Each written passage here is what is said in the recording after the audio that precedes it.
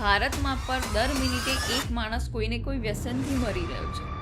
અને જે વ્યસની વ્યક્તિ હોય એના ઘરના શું કરી શકે એને આ વ્યસન મુક્તિની સફરમાં સપોર્ટ કરવા? જો એમને વ્યસનીનું ટેગ મારીને વારંવાર ટોણા કે ટોન્ટ મારીને કે ગુસ્સો કરીને કે એમને ના ગમે એ રીતે ધક્કો મારીને તમે છોડાવવાનો પ્રયાસ કરશો. વર્લ્ડમાં બી અગર જોઈએ તો લગભગ 6.5 થી 7 કરોડ લોકો આ સબસ્ટન્સ એટલે કે દારૂ છે, સિગરેટ છે કે એવા બધા જે વ્યસન છે એનાથી મરી રહ્યા છે. રાઈટ, એટલે ટેન્શનનું તો હવે પાર જ નથી એવું છે, કેમ કે આપણી આજુબાજુની દુનિયા એ જ રીતે ડેવલપ થઈ રહી છે કે તમને ક્યાં એડિક્ટ કરવા. રાઈટ, દરેક નવી નવી બ્રાન્ડ એ જ ટ્રાય કરે છે કે તમે લોકોને બસ એનાથી વ્યસન કરાવી દો. અને ક્યાંક આઈ થિંક છે ને આપણા જે મૂવીઝ કે સિરિયલ્સ કે આ બધું જે બની રહ્યું છે ને, અમુક મૂવીઝ તો એવા ભલે એ કમર્શિયલી બહુ હિટ હોય પણ એટલું નેગેટિવિટી, એટલું વાયલન્સ એ શીખવાડે છે ને કે નાના બાળકો એ જોઈને અને કૂલ. તમે એક નેગેટિવ ઇમેજને ગ્લોરીફાય કરો, રોમેન્ટિસાઇઝ કરો, હા, આઇડલાઇઝ કરો. રાઈટ,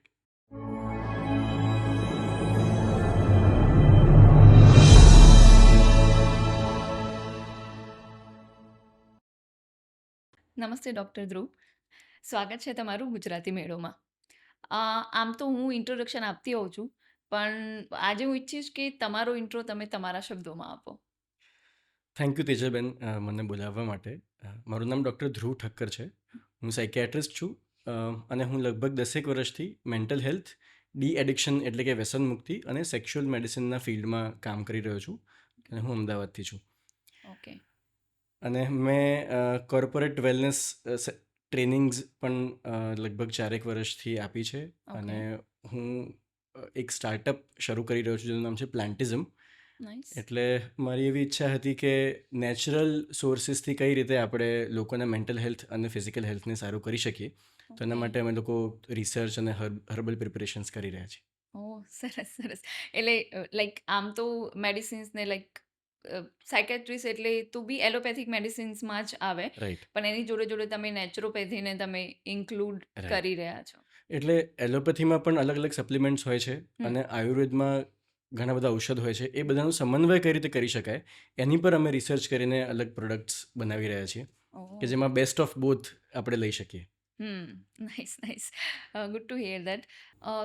તો સર તમારી જોડે જે મોસ્ટલી જે પેશન્ટ્સ આવે છે એ કઈ ટાઈપના પેશન્ટ આવે છે અને મેનલી કયા પ્રોબ્લેમને લઈને પેશન્ટ્સ આવતા હોય છે? રાઈટ, તો જે રીતે મેં કીધું અમારા 3 ડિવિઝન્સ છે. એક છે માનસિક સ્વાસ્થ્ય, બીજું છે વ્યસન મુક્તિ અને ત્રીજું છે સેક્સ્યુઅલ પ્રોબ્લેમ્સ.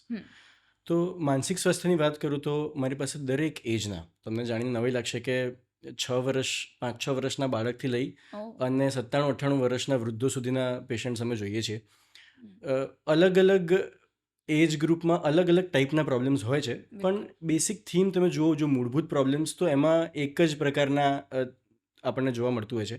તો એક છે જેને ડિપ્રેશન કહે છે, જેમાં ઉદાસી, હતાશાની રિલેટેડ પ્રોબ્લેમ્સ હોય.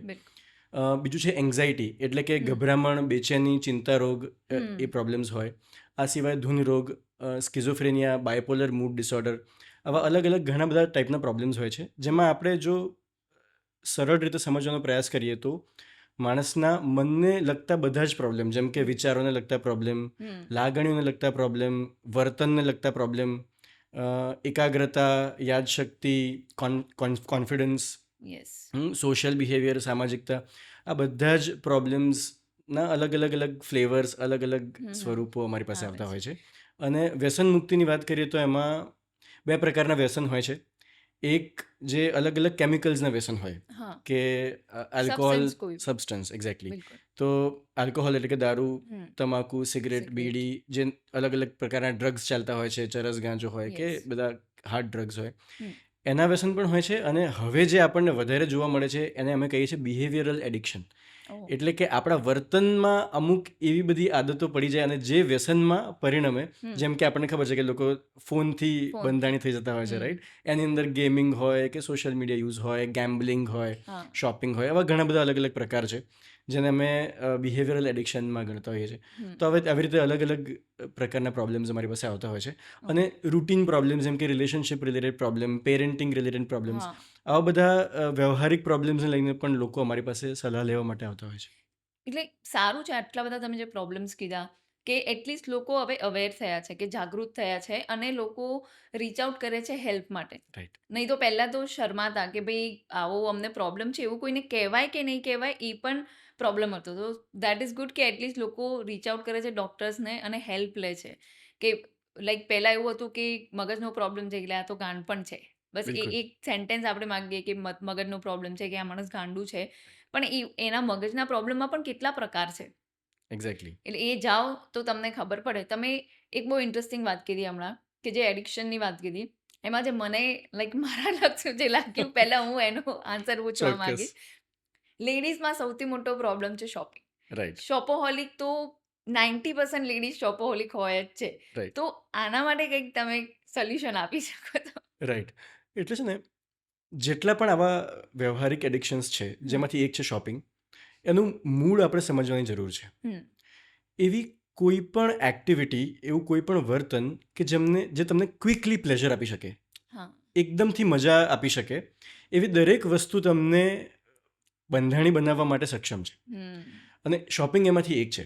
હવે આપણી ટ્રેડિશનલ સિસ્ટમને આપણે જોઈએ તો ફિમેલ્સ જનરલી ઘરનું મેનેજમેન્ટમાં વધારે ફોકસ કરતા યસ. હોય, રાઈટ? હમ. પુરુષો જે લોકો બહાર વધારે જતા હોય એ લોકો પાસે ઘણા બધા ઓપ્શન્સ હોય છે, હમ. હમ. જ્યારે સ્ત્રીઓ પાસે ઓછા ઓપ્શન હોય છે. એવું આપણે માની શકીએ કે હા. શોપિંગ એમાંથી એક છે કે જે ઇઝી એક્સેસ છે. એક્સેસ છે. બીજું, સ્ત્રીઓમાં જે ક્રિએટિવિટી હોય છે એ હમ. એમને શોપિંગ થ્રુ પૂરી કરી શકે. યસ. અલગ અલગ કલર, અલગ અલગ શેડ્સ, અલગ અલગ ટાઈપ્સ. હમ. તો એમની ક્રિએટિવિટીને ત્યાં બહુ સરસ રીતે એ લોકો યુઝ કરી શકતા હોય. પ્લસ સામાજિક રીતે એ બધી વાતો વધારે થતી હોય એમની બહેનપણીઓ સાથે, રાઈટ? કે માર્કેટમાં શું નવો એ ટ્રેન્ડ જ છે ને થતી બધું, હોય છે મોસ્ટલી. રાઈટ? એટલે એ તરફનો ખેંચાવ ઓલરેડી વધારે હોય અને હમ. શોપિંગ કરતી વખતે એ નવી વસ્તુ લેવાનો, નવી વસ્તુ હા. જોવાનો જે આનંદ મળે ક્વિકલી, હમ. એ આનંદ એમને એમનો સ્ટ્રેસ ભૂલવામાં મદદ કરતો બિલકુલ. હોય.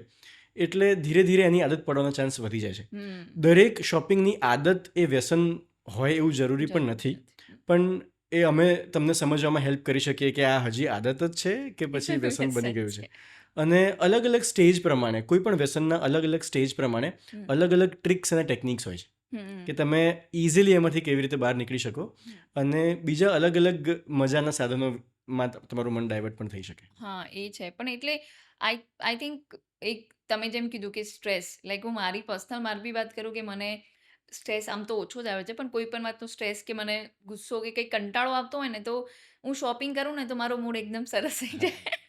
Very good. અને આઈ થિંક પહેલાં એવું હતું કે બહાર જવું પડતું, પણ હવે બધું મોબાઈલમાં છે. It's like online shopping easily available છે, રિટર્ન કરી શકો છો. તો એમ થાય કે ચલો ને લઈ લઈ લઈએ, લઈએ. બહાર જવાની પણ જરૂર નથી. એટલે આ ખાસ. અને તું સ્ત્રીઓ શું આવા પ્રોબ્લેમ લઈને આવે છે આપની જોડે? Yes. Shopping addiction, gaming addiction, gambling addiction, hmm. સ્ક્રીનનો ઉપયોગ કે સોશિયલ મીડિયાનું એડિક્શન, આ બહુ જ કોમનલી હવે અમે લોકો જોઈ રહ્યા છીએ. હમ. અને તમે જેમ કીધું સ્ટ્રેસ, હું આને આ રીતે કહું છું કે તમારે -થી 0 જવું હોય કે 0 થી 1 જવું હોય, બંને પ્લેઝર છે. મતલબ તમે સ્ટ્રેસમાંથી નોર્મલ ફીલ કરવા માગો છો કે હમ. નોર્મલમાંથી ખુશ ફીલ કરવા માગો છો, બંને માટે થઈને આ હેલ્પ કરતું હોય છે. અને આટલી ક્વિકલી હેલ્પ મળતી હોય એવી દરેક વસ્તુ આપણને પકડી શકે છે. પકડી શકે. તો યસ, તમે કીધું એ પ્રમાણે આ પ્રોબ્લેમ્સ બહુ વધી રહ્યા છે હમ. અને કોઈ પણ એજ ગ્રુપ, બંને જેન્ડર્સમાં, મેલ્સ, બંને, ફિમેલ્સ હા. અને બધા લોકોમાં આ પ્રોબ્લેમ Correct. વધી રહ્યા છે. મને આઈ થિંક ક્યાંય ને ક્યાંય સોશિયલ મીડિયાથી વધી ગયું છે.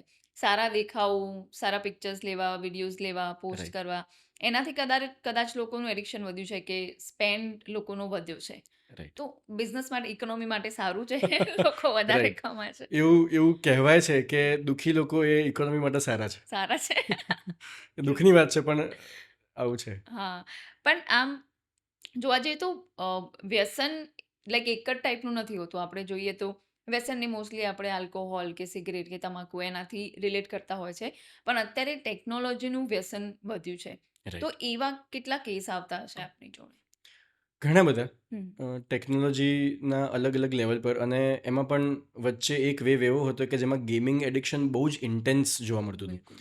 અને સાચું કહું તો અમારે એવા પણ કેસીસ જોવા પડ્યા છે કે જેમાં અમારે એમના રૂમનું બારણું તોડી અને એમને ગેમથી દૂર લાવવા પડ્યા હોય. ઓ. દિવસો સુધી એ લોકો રૂમની બહાર ના આવ્યા હોય, ખાવા પીવાનું ભાન ના હોય, નાવા ધોવાનું ભાન ના હોય, અને પેરેન્ટ્સે છેવટે કંટાળીને રૂમનો દરવાજો તોડવો પડ્યો હોય.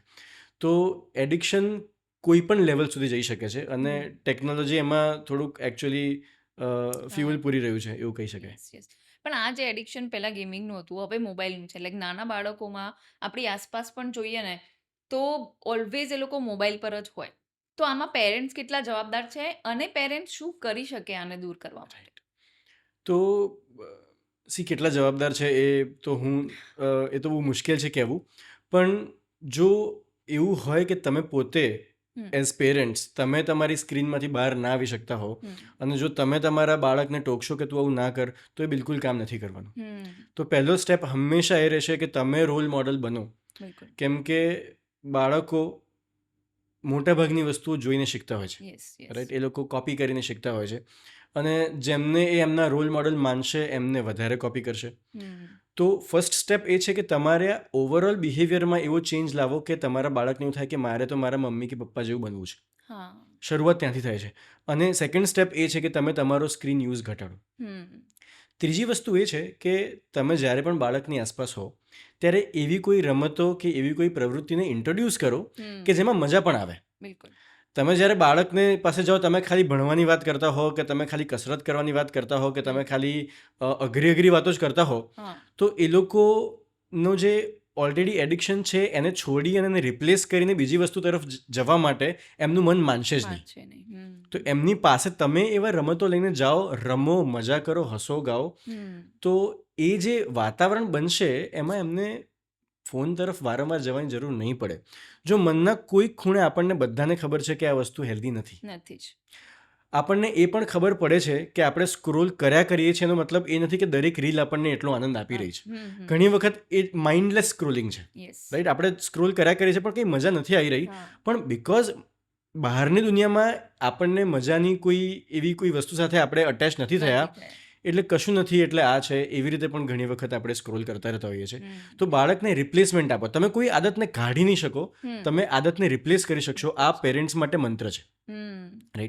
તો તમે એક આદતને રિપ્લેસ કરવા માટે એના જેવી જ સ્ટ્રોંગ બીજી કોઈ આદત તમે આપશો હા. જેમાં મજા પણ છે અને હેલ્થ પણ સારી થાય છે તો જ તમે સ્વિચ કરી શકશો, રિપ્લેસ કરી શકશો આદતને. Correct correct. તો આ બધા અલગ અલગ ટેકનિક્સથી પેરેન્ટ્સ કરી બચ્ચાઓને હેલ્પ કરી શકે. હા, કેમ કે મેં પણ ક્યાંક સાંભળ્યું હતું કે બાળકો તમે કહો એ નથી કરતા, તમે જે કરો એવું જ કરે છે. બિલકુલ, વેરી વેલ એટલે સેડ. એટલે લાઈક મારા રિલેશનમાં બી એવા છે કે જે મમ્મીઓ હોય રાત્રે 12 વાગ્યા સુધી મોબાઈલ લઈને બેઠા હોય અને પછી તમે તમારા છોકરાને એવું કહો કે ના મોબાઈલ તો સારો નથી. તો એ ઓબ્વિયસલી એ માનવાનું જ નથી. એ તમે તો લઈને બેસો જ છો મોબાઈલ, તો હું કેવી રીતે માનું? બિલકુલ. બીજું એક અત્યારે એડિક્શન વધારે મોબાઈલમાં પણ એક મેં જોયું છે કે એ છે કાર્ટૂન્સ જે આવે છે બધા. નાના બાળકોને એકદમ યંગ એજથી 1 યરથી લઈને એ લોકો કાર્ટૂન્સનું જે ચાલુ કરે છે જોવાનું, એ કેટલું ઇમ્પેક્ટ કરે, જે કલર્સ છે કે જે મ્યુઝિક છે એ કેટલું હાનિકારક છે? જેટલી પણ ફેમસ કાર્ટૂન કે ગ્રાફિકની ચેનલ્સ છે હમ. એને બનાવવા માટે એ લોકો સાયકોલોજિસ્ટને બેસાડે છે ઓહ. અને એવું પૂછે છે કે આને હું વધારે એડિક્ટિવ કઈ રીતે બનાવી શકું. હમ. એટલે એમાં જે અલગ અલગ કલર્સના ઉપયોગ થાય છે, જે ફટાફટ ફ્રેમ્સ ચેન્જ થાય છે, યસ યસ. જે પ્રકારનું મ્યુઝિક મૂકે છે, વચ્ચે ઇમોશન્સનો જે રીતે ઉપયોગ કરે છે, હમ. એ બધું એવી રીતે જ બનાવવામાં આવે છે કે એમાંથી છૂટવું અઘરું થઈ જાય. ઓહ. એટલે બાળકો માટે બહુ જ હાનિકારક છે. અને એવા ઘણા બધા રિસર્ચ રિપોર્ટ્સ હવે આવી રહ્યા છે કે છોકરાઓને વારંવાર આવા કાર્ટૂન્સ ના બતાવવા જોઈએ. અને જેમ જેમ એ વધારે ને વધારે આમાં હેબિચ્યુઅલ થતા જાય છે એમ એ સ્લો અને બોરિંગ પણ હેલ્ધી વસ્તુઓ જે છે એને એ લોકો અપનાવવા માંગતા નથી બચ્ચાઓ. કેમ કે એમને આ ફાસ્ટ ચેન્જ થતી Yes. ઘણા બધા કલરવાળી, ઘણા બધા અવાજવાળી વસ્તુઓ એમને પછી આકર્ષક લાગવા લાગે છે. તો તમે કીધું એ પ્રમાણે બહુ જ કોઝ ઓફ કન્સર્ન છે, પ્રોબ્લેમેટિક વસ્તુ છે. અને અમે પણ વિચારી રહ્યા છીએ કે આને કઈ રીતે રોકી હા. શકીએ અને આની સામે બીજું શું એવું પીરસી શકીએ Yes. કે જે વધારે હેલ્ધી છે અને આપણે હમ. બાળકોને એ તરફ વાળી શકીએ. પણ આઈ થિંક ક્યાંક ને ક્યાંક મા બાપનો પ્રોબ્લેમ છે કે મા બાપને એવું થાય કે આ છોકરાને રાખવું ના પડે ને વધારે, એટલે મોબાઈલ આપી દેતા હોય કે લઈને બેસ થોડી વાર રાઈટ. તો મોબાઈલ લઈને. અમે ઘણી બધી વખત જોયું છે કે અમને એને કહે કે પણ સર એ જમતો જ નથી હા. અને પછી દુબળો પડી જશે, નબળો પડી જશે, એટલે જમાડવા માટે થઈને અમે એને બતાવી દઈએ છીએ. હમ. પણ જો તમે થોડુંક વિજ્ઞાનને થોડુંક ઊંડાણમાં સમજો તો જમવાની પ્રોસેસ ખાલી પેટમાં નથી હોતી. હા. આપણી આંખો, બિલકુલ. આપણે જે એનો સ્વાદ લઈએ છીએ, એનો સુગંધ લઈએ છીએ, એ બધાથી આપણા બ્રેનને એ સિગ્નલ મળે છે કે તમે પાચક રસ બનાવો. તો જો તમારા બાળકને ખબર જ નથી કે એ જમે છે, તો એના પાચક રસ બહુ જ વીક બનશે અને એનું પાચન બરાબર નહીં થાય, ના એ જે ન્યુટ્રિશન છે એનું પ્રોપર શોષણ થશે શરીરમાં, અને એમ પણ એને પોષણ નથી મળવાનું, અને એને આ રીતે ક્યારેય જમવામાં સરસ રસ કેળવાશે જ નહીં.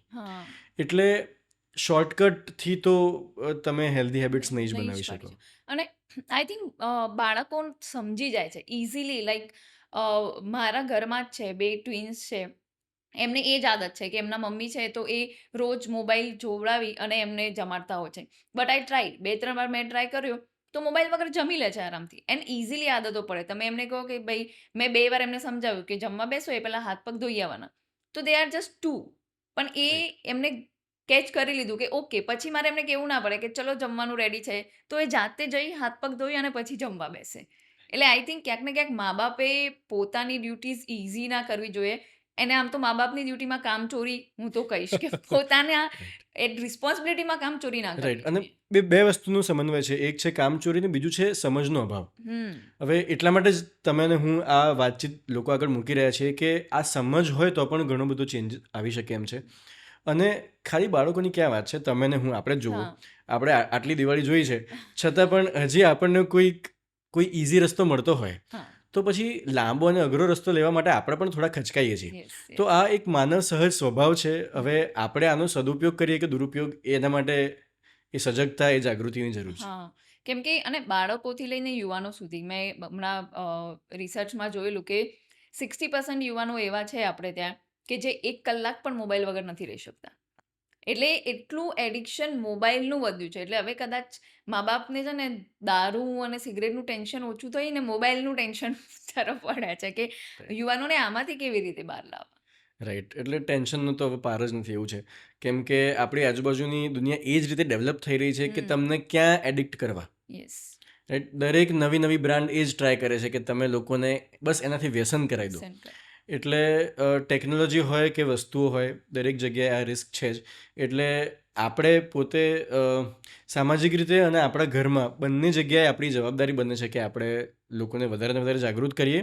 અને જો એક વખત વ્યસન લાગી ગયું છે તો આપણે એમને એના માટે મોટિવેટ કરવા જોઈએ કે તમે જો જાતે ના હેન્ડલ કરી શકતા હો તો કોઈ એક્સપર્ટની સલાહ લો કે આ અમારી બિહેવિયરલ પેટર્ન છે, આ અમારા વ્યસનના પ્રકાર છે, તો આમાં કેવી રીતે અમારે આગળ વધવું, કેવી રીતે બહાર નીકળવું. તો અમે થોડું વધારે સિસ્ટમેટિક રીતે, પદ્ધતિસર, સ્ટેપ બાય સ્ટેપ ગાઈડ કરી શકીએ કે કેવી રીતે બહાર આવવું છે. એ છે. પણ કોઈ પણ તમને લાઈક એક પહેલાં તો મારો બેઝિક ક્વેશ્ચન એ છે કે વ્યસન અને લત એ બંને એક જ વસ્તુ છે કે બંનેમાં ફરક છે? રાઈટ. એટલે આપણે એવી રીતે અલગ અલગ સ્ટેજીસમાં જોઈ શકીએ કે પહેલાં કોઈ એ બિહેવિયર છે, એટલે એક વર્તન છે. એ વર્તન વારંવાર થાય અને મજા આવે, પછી એમાં આદત પડે, અને એ આદત વારંવાર થાય અને એમાં પણ મજા પડતી જાય તો એ વ્યસનમાં બદલાય. એટલે અલગ અલગ સ્ટેજના અલગ અલગ ફાયદા નુકસાન છે. એવા ઘણા બધા રસ્તા છે કે આપણે જાણી શકીએ કે આ ઓલરેડી વ્યસન બની ગયું છે કે હજી આદત જ છે. તો જેટલું ક્વિકલી આનંદ મળી શકે એવી વસ્તુ છે કે જેટલું ક્વિકલી સ્ટ્રેસ ઓછો થઈ શકે એવા દરેક વસ્તુઓ બહુ ઝડપથી આદતમાંથી વ્યસન બનતી હોય છે. પણ એ શું, જે માણસને વ્યસન તરફ જઈ રહ્યો હોય એને શું ખબર પડી શકે કે ઓ મારી આદતમાંથી હું વ્યસન તરફ, એવા બિહેવિયર કયા ચેન્જીસ આવે જેનાથી ખબર પડી શકે? રાઈટ. તો એવા ઘણા બધા ચેન્જીસ છે. એના હું તમને થોડા ઉદાહરણ આપું છું, અને આપણે આપણી જાત પર અને બીજા પર આ અપ્લાય કરીને જોઈ શકીએ કે ખરેખર આ આદત છે કે વ્યસન. તો એક વસ્તુ એવી છે કે તમે જેની આદત કે વ્યસન છે એની જરૂરિયાત વધતી જ જાય છે એટલા જ પ્લેઝર માટે, એટલા જ આનંદ માટે. હું તમને એક ઉદાહરણ આપું. ધારો કે કોઈ એક વ્યક્તિને 1 સિગરેટ પીને આનંદ મળે છે, તો એ વ્યક્તિ 1 સિગરેટ ચાલુ રાખશે તો પછી એને એ 1 સિગરેટથી આનંદ નહીં મળે, અને એટલા જ આનંદ માટે એને 2 સિગરેટ જોઈએ છે, પછી એટલા જ આનંદ માટે 3 સિગરેટ જોઈએ છે. તો સેમ આનંદ માટે કે સેમ શાંતિ માટે વધુ ને વધુ એનો ઉપયોગ કરવો પડે, વપરાશ કરવો પડે. હમ. જેમ કે પહેલાં એવું હતું કે તમે યાદ કરો તો ફેસબુક જ્યારે નવું આવ્યું ત્યારે 1 કે 2 ફોટા જોઈને લોકો ખુશ થઈ જતા હતા હા. કે ઓહો આટલું સરસ. હવે લોકો સ્ક્રોલ કરે જ જાય છે, બિલકુલ. પણ હજી એમને એ કિક, એ આનંદ નથી મળતો. તો આ જરૂરિયાત જેમ જેમ વધતી જાય એમ તમે આદતમાં નહીં, હવે વ્યસન મૂડ પર છો એવું કહી શકાય. હમ. બીજું એવું કહી શકાય કે એની તલપ લાગવી. હમ. જો એ જે તે સમયે આદત પ્રમાણેની ટાઈમ પર એ વસ્તુ ના મળે હા. તો પછી તલપ લાગે કે મને જોઈએ જ છે. હમ. રાઈટ. ચા કોફીમાં પણ આપણે એવું જોતા હોઈએ છીએ, બિલકુલ, બરાબર, બિલકુલ. કે અત્યારે તો મને ચા જોઈશે, એના વગર મારું કામ નહીં થાય. નહીં થાય. હમ. તમે કામ આપશો કે મને કંઈ સમજણ નથી પડતી, પહેલાં ચા લાવો. તો જો આવું થતું હોય કે તમને એક તો એની તલપ લાગે છે, બીજું એના વગર તકલીફ પડે છે, હમ. તો આ વ્યસન હોઈ શકે છે. હમ. આ તકલીફને અમારી ભાષામાં વિડ્રોવલ સિમ્ટમ્સ કહેવાય. Yes. રાઈટ. આ વિડ્રોવલ્સ શારીરિક અને માનસિક બંને સ્ટેજ પર હોઈ શકે. હોઈ શકે. શારીરિક રીતે બેચેની થાય, તમારું ધ્યાન ના રહે, માથું ચડી શકે. રાઈટ. માનસિક સ્તરે જુઓ તો ચીડચીડિયાપણું લાગે, મૂડ ખરાબ થઈ જાય, હમ. કોઈ કામ પ્રોડક્ટિવલી સારી રીતે કરી ન શકો. અને કઈ વસ્તુનું વ્યસન છે એ પ્રમાણે વિડ્રોવલ્સના પ્રકાર પણ બદલાતા હોય છે. પણ જો આ વિડ્રોવલ્સ અને તલપ વધારે હોય તો એ પણ વ્યસન થઈ રહ્યું છે. હમ. જો માત્ર આદત હોય તો તમને એવું થાય કે મને નથી મજા આવી રહી, હમ. પણ તમને એટલી તકલીફ ના પડે કે એના વગર ચાલે જ નહીં. હા. રાઈટ. એટલે આ વ્યસન છે. બીજું એક લક્ષણ જોઈએ તો એને કહેવાય યુઝ ડિસ્પાઇટ હાર્મ. એટલે કે તમને એકદમ દેખીતી રીતે સમજણ પડી રહી છે કે પ્રોબ્લેમ છે છે. અને આના કારણે મને શારીરિક માનસિક તકલીફ પડી રહી છે. હમ. ધારો કે કોઈ સિગરેટનું બંધાણી હોય તો એને ફેફસામાં તકલીફ પડે છે, ઉધરસ વધારે આવે છે, હાંફ ચડે છે. હમ. ખબર પડે છે કે મારા શરીરમાં પ્રોબ્લેમ શરૂ થઈ ગયો છે, છતાં પણ ઓછું નથી કરી શકતા. હા. તો આ પાક્કું વ્યસન છે. હમ. બરાબર. આના પછીના લક્ષણની વાત કરું તો એવું કહેવાય કે તમારા જીવનનો એ સેન્ટ્રલ રોલ લઈ રહ્યા છે. હમ. એટલે તમારે કંઈ પણ કરવું હોય તો પહેલાં તમારે એ જોવું પડે કે મારી પાસે એનું સપ્લાય છે કે નહીં. છે કે નહીં. હા. બહાર જતી વખતે જો ખિસ્સો ચેક કર્યા વગર બહાર ના જાઓ કે મોબાઈલ છે કે નહીં, ચાર્જિંગ છે કે નહીં, મારી પાસે ચાર્જર છે કે નહીં, આવું સિગરેટનું પેકેટ છે કે નહીં. સિગરેટનું પેકેટ છે કે નહીં. રાઈટ.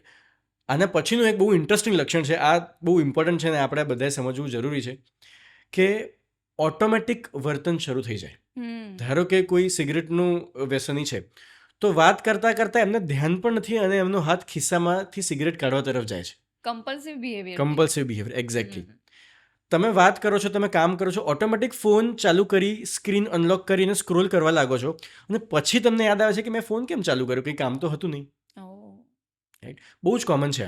શોપિંગ એપ ખોલી અને તમે જોવા લાગો છો ને પછી થાય કે ના મારે અત્યારે તો ક્યાં શોપિંગ કરવાનું છે, મારી તો સેલરી પણ નથી આવી હજી. રાઈટ. તો આવું કમ્પલ્સિવ બિહેવિયર જે તમે અનકોન્શિયસલી તમારી જાગૃતિ વગર વારંવાર કરી રહ્યા છો, તો એ પણ વ્યસનનું એક કારણ હોઈ શકે છે, એ વ્યસનનું એક સિગ્નલ હોઈ શકે છે. તો આવી રીતે અલગ અલગ ઘણા બધા એવા સિગ્નલ છે જે તમને કહી શકે કે ભાઈ આ રેડ લાઇટ છે, તમે અહીંયા ઊભા રહી જાઓ, હવે થોડું વધારે થઈ રહ્યું છે, હવે મદદ લો. અને આ સર બિહેવિયર છે, પણ વ્યસનની શરૂઆત, કોઈ પણ લત કે વ્યસન એડિક્શનની શરૂઆત ક્યાંથી થતી હોય છે? રાઈટ. અલગ અલગ લોકોના સ્વભાવ પ્રમાણે અલગ અલગ એવા ફેક્ટર છે જે આવી વસ્તુઓ તરફ આપણને ખેંચે. થોડા ઉદાહરણ આપું તો એક છે ક્યુરિયોસિટી, કે આ બધા આટલી બધી વાત કરે છે તો એવું તો શું છે આમાં, મને એકવાર ટ્રાય કરવા દો ને, બધા આ ગેમ, મારા બધા ફ્રેન્ડ્સ આ ગેમ રમે છે તો એવું તો શું છે. રાઈટ. અત્યારે બધા સેલની વાતો કરે છે તો એવું તો કેટલુંક સેલ છે, મને જોવા દો. રાઈટ. તો ધારો કે યુટ્યુબ શોર્ટ્સ આવ્યા કે ઇન્સ્ટાગ્રામ રીલ્સ આવી તો મેં બહુ રેઝિસ્ટ કર્યું કે નથી જોવું, કેમ કે લોકો નથી છૂટી શકતા. પણ પછી એક વખત તો એ ક્યુરિયોસિટી એ થઈ જ ગઈ કે શું છે, જોઈએ તો ખરા કે એવું તો લોકોને શું મજા આવે છે, ટિકટોક છે શું. તો એક કારણ છે. બીજું કારણ એ છે કે ક્યારેક ક્યારેક મિત્રોનું પ્રેશર હોય છે કે કરને ભાઈ એમાં શું છે, એકમાં શું થઈ જશે, એકમાં શું થઈ જશે. રાઈટ. ક્યારેક ક્યારેક જે વ્યક્તિ ઇનસિક્યોર ફીલ કરતું હોય કે એકલાપણું ફીલ કરતો હોય એને કોઈ એક ગ્રુપમાં ભળવા માટેનું કોઈક એન્ટ્રી પોઈન્ટ જોઈતો હોય છે, અને એમાં સિગરેટ કે આલ્કોહોલ કે ગેમ, રાઈટ, એને લોકો એ હાથો બનાવે છે કે એ બહાને હું એક ગ્રુપમાં એક ફીલ કરીશ કે હું મિત્રતા વધારે ક્લોઝ કરી શકીશ. રાઈટ. કોર્પોરેટ કલ્ચરમાં થતું હોય છે કે સિગરેટનો બ્રેક બધા લેતા હોય અને તમારા બોસ સિગરેટનો બ્રેક લેતા હોય તો તમને બોસની જોડે નજીક જવા માટે થઈને તમે એનો રસ્તો લો, કેમ કે એ ઇઝી રસ્તો દેખાય છે. બીજા ઘણા રસ્તા છે પણ એ ઇઝી રસ્તો છે એટલે લોકો એ કરતા હોય છે. અમુક વાર સોશિયલ મીડિયા કે મૂવીઝની અસરથી કેવું છે કે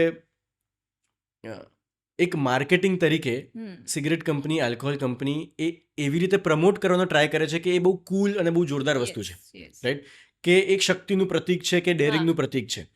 એટલે જ્યારે મૂવીઝને સિરિયલમાં એવું બતાવતા હોય કે જે હીરો છે કે જે મજબૂત વ્યક્તિ છે એ સિગરેટ પીને પછી લડવા જતો હોય કે સિગરેટ પીને કોઈ આર્ટ ક્રિએટ કરતો હોય, તો આવું એક જે આપણને ભ્રમમાં મૂકવા માટે થઈને જે માર્કેટિંગ કરે છે, લોકો એના અસરમાં આવી જાય છે. તો કૂલ બનવા માટે થઈને એ લોકો આવું બધું શરૂ કરતા હોય છે, રાઈટ. ઘણા લોકો સ્ટ્રેસ રિલીફ માટે પણ કરતા હોય છે.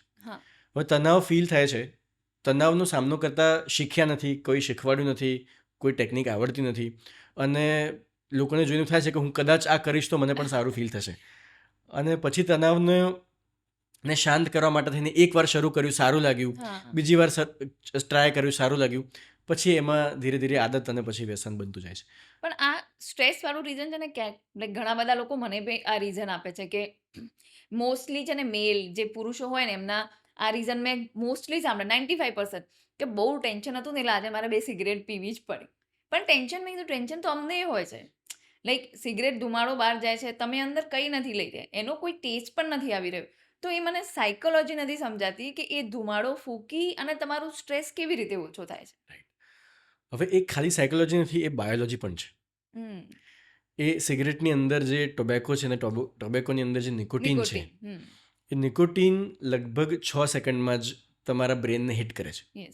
અને પ્લેઝર માટે ડોપામીન નામનું એક જે કેમિકલ તમે સાંભળ્યું હશે, બહુ ફેમસ છે હવે, તો ડોપામીનને એ અનનેચરલી રિલીઝ કરાવે છે.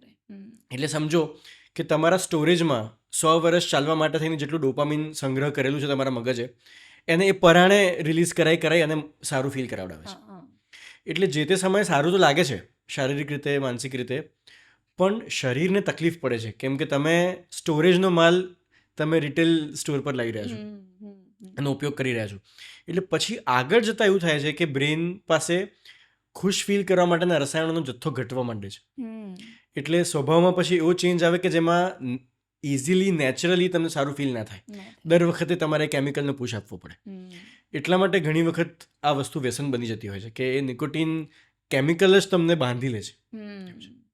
તો એક સર્વે થયેલો, એમાં મેં જોયેલું કે વર્લ્ડમાં દર વર્ષે લગભગ 80 લાખ લોકો ખાલી સિગરેટના વ્યસનથી મૃત્યુ પામે છે એમ. એટલે આ બહુ મોટો એક નંબર નથી લાગતો કે ખાલી સિગરેટથી 80 લાખ લોકો મરી જતા હશે.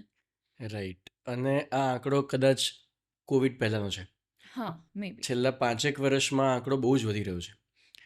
અને એમાં પણ આ આંકડો ખાલી એવા લોકોનો છે કે જે સિગરેટ સ્મોક કરી રહ્યા છે.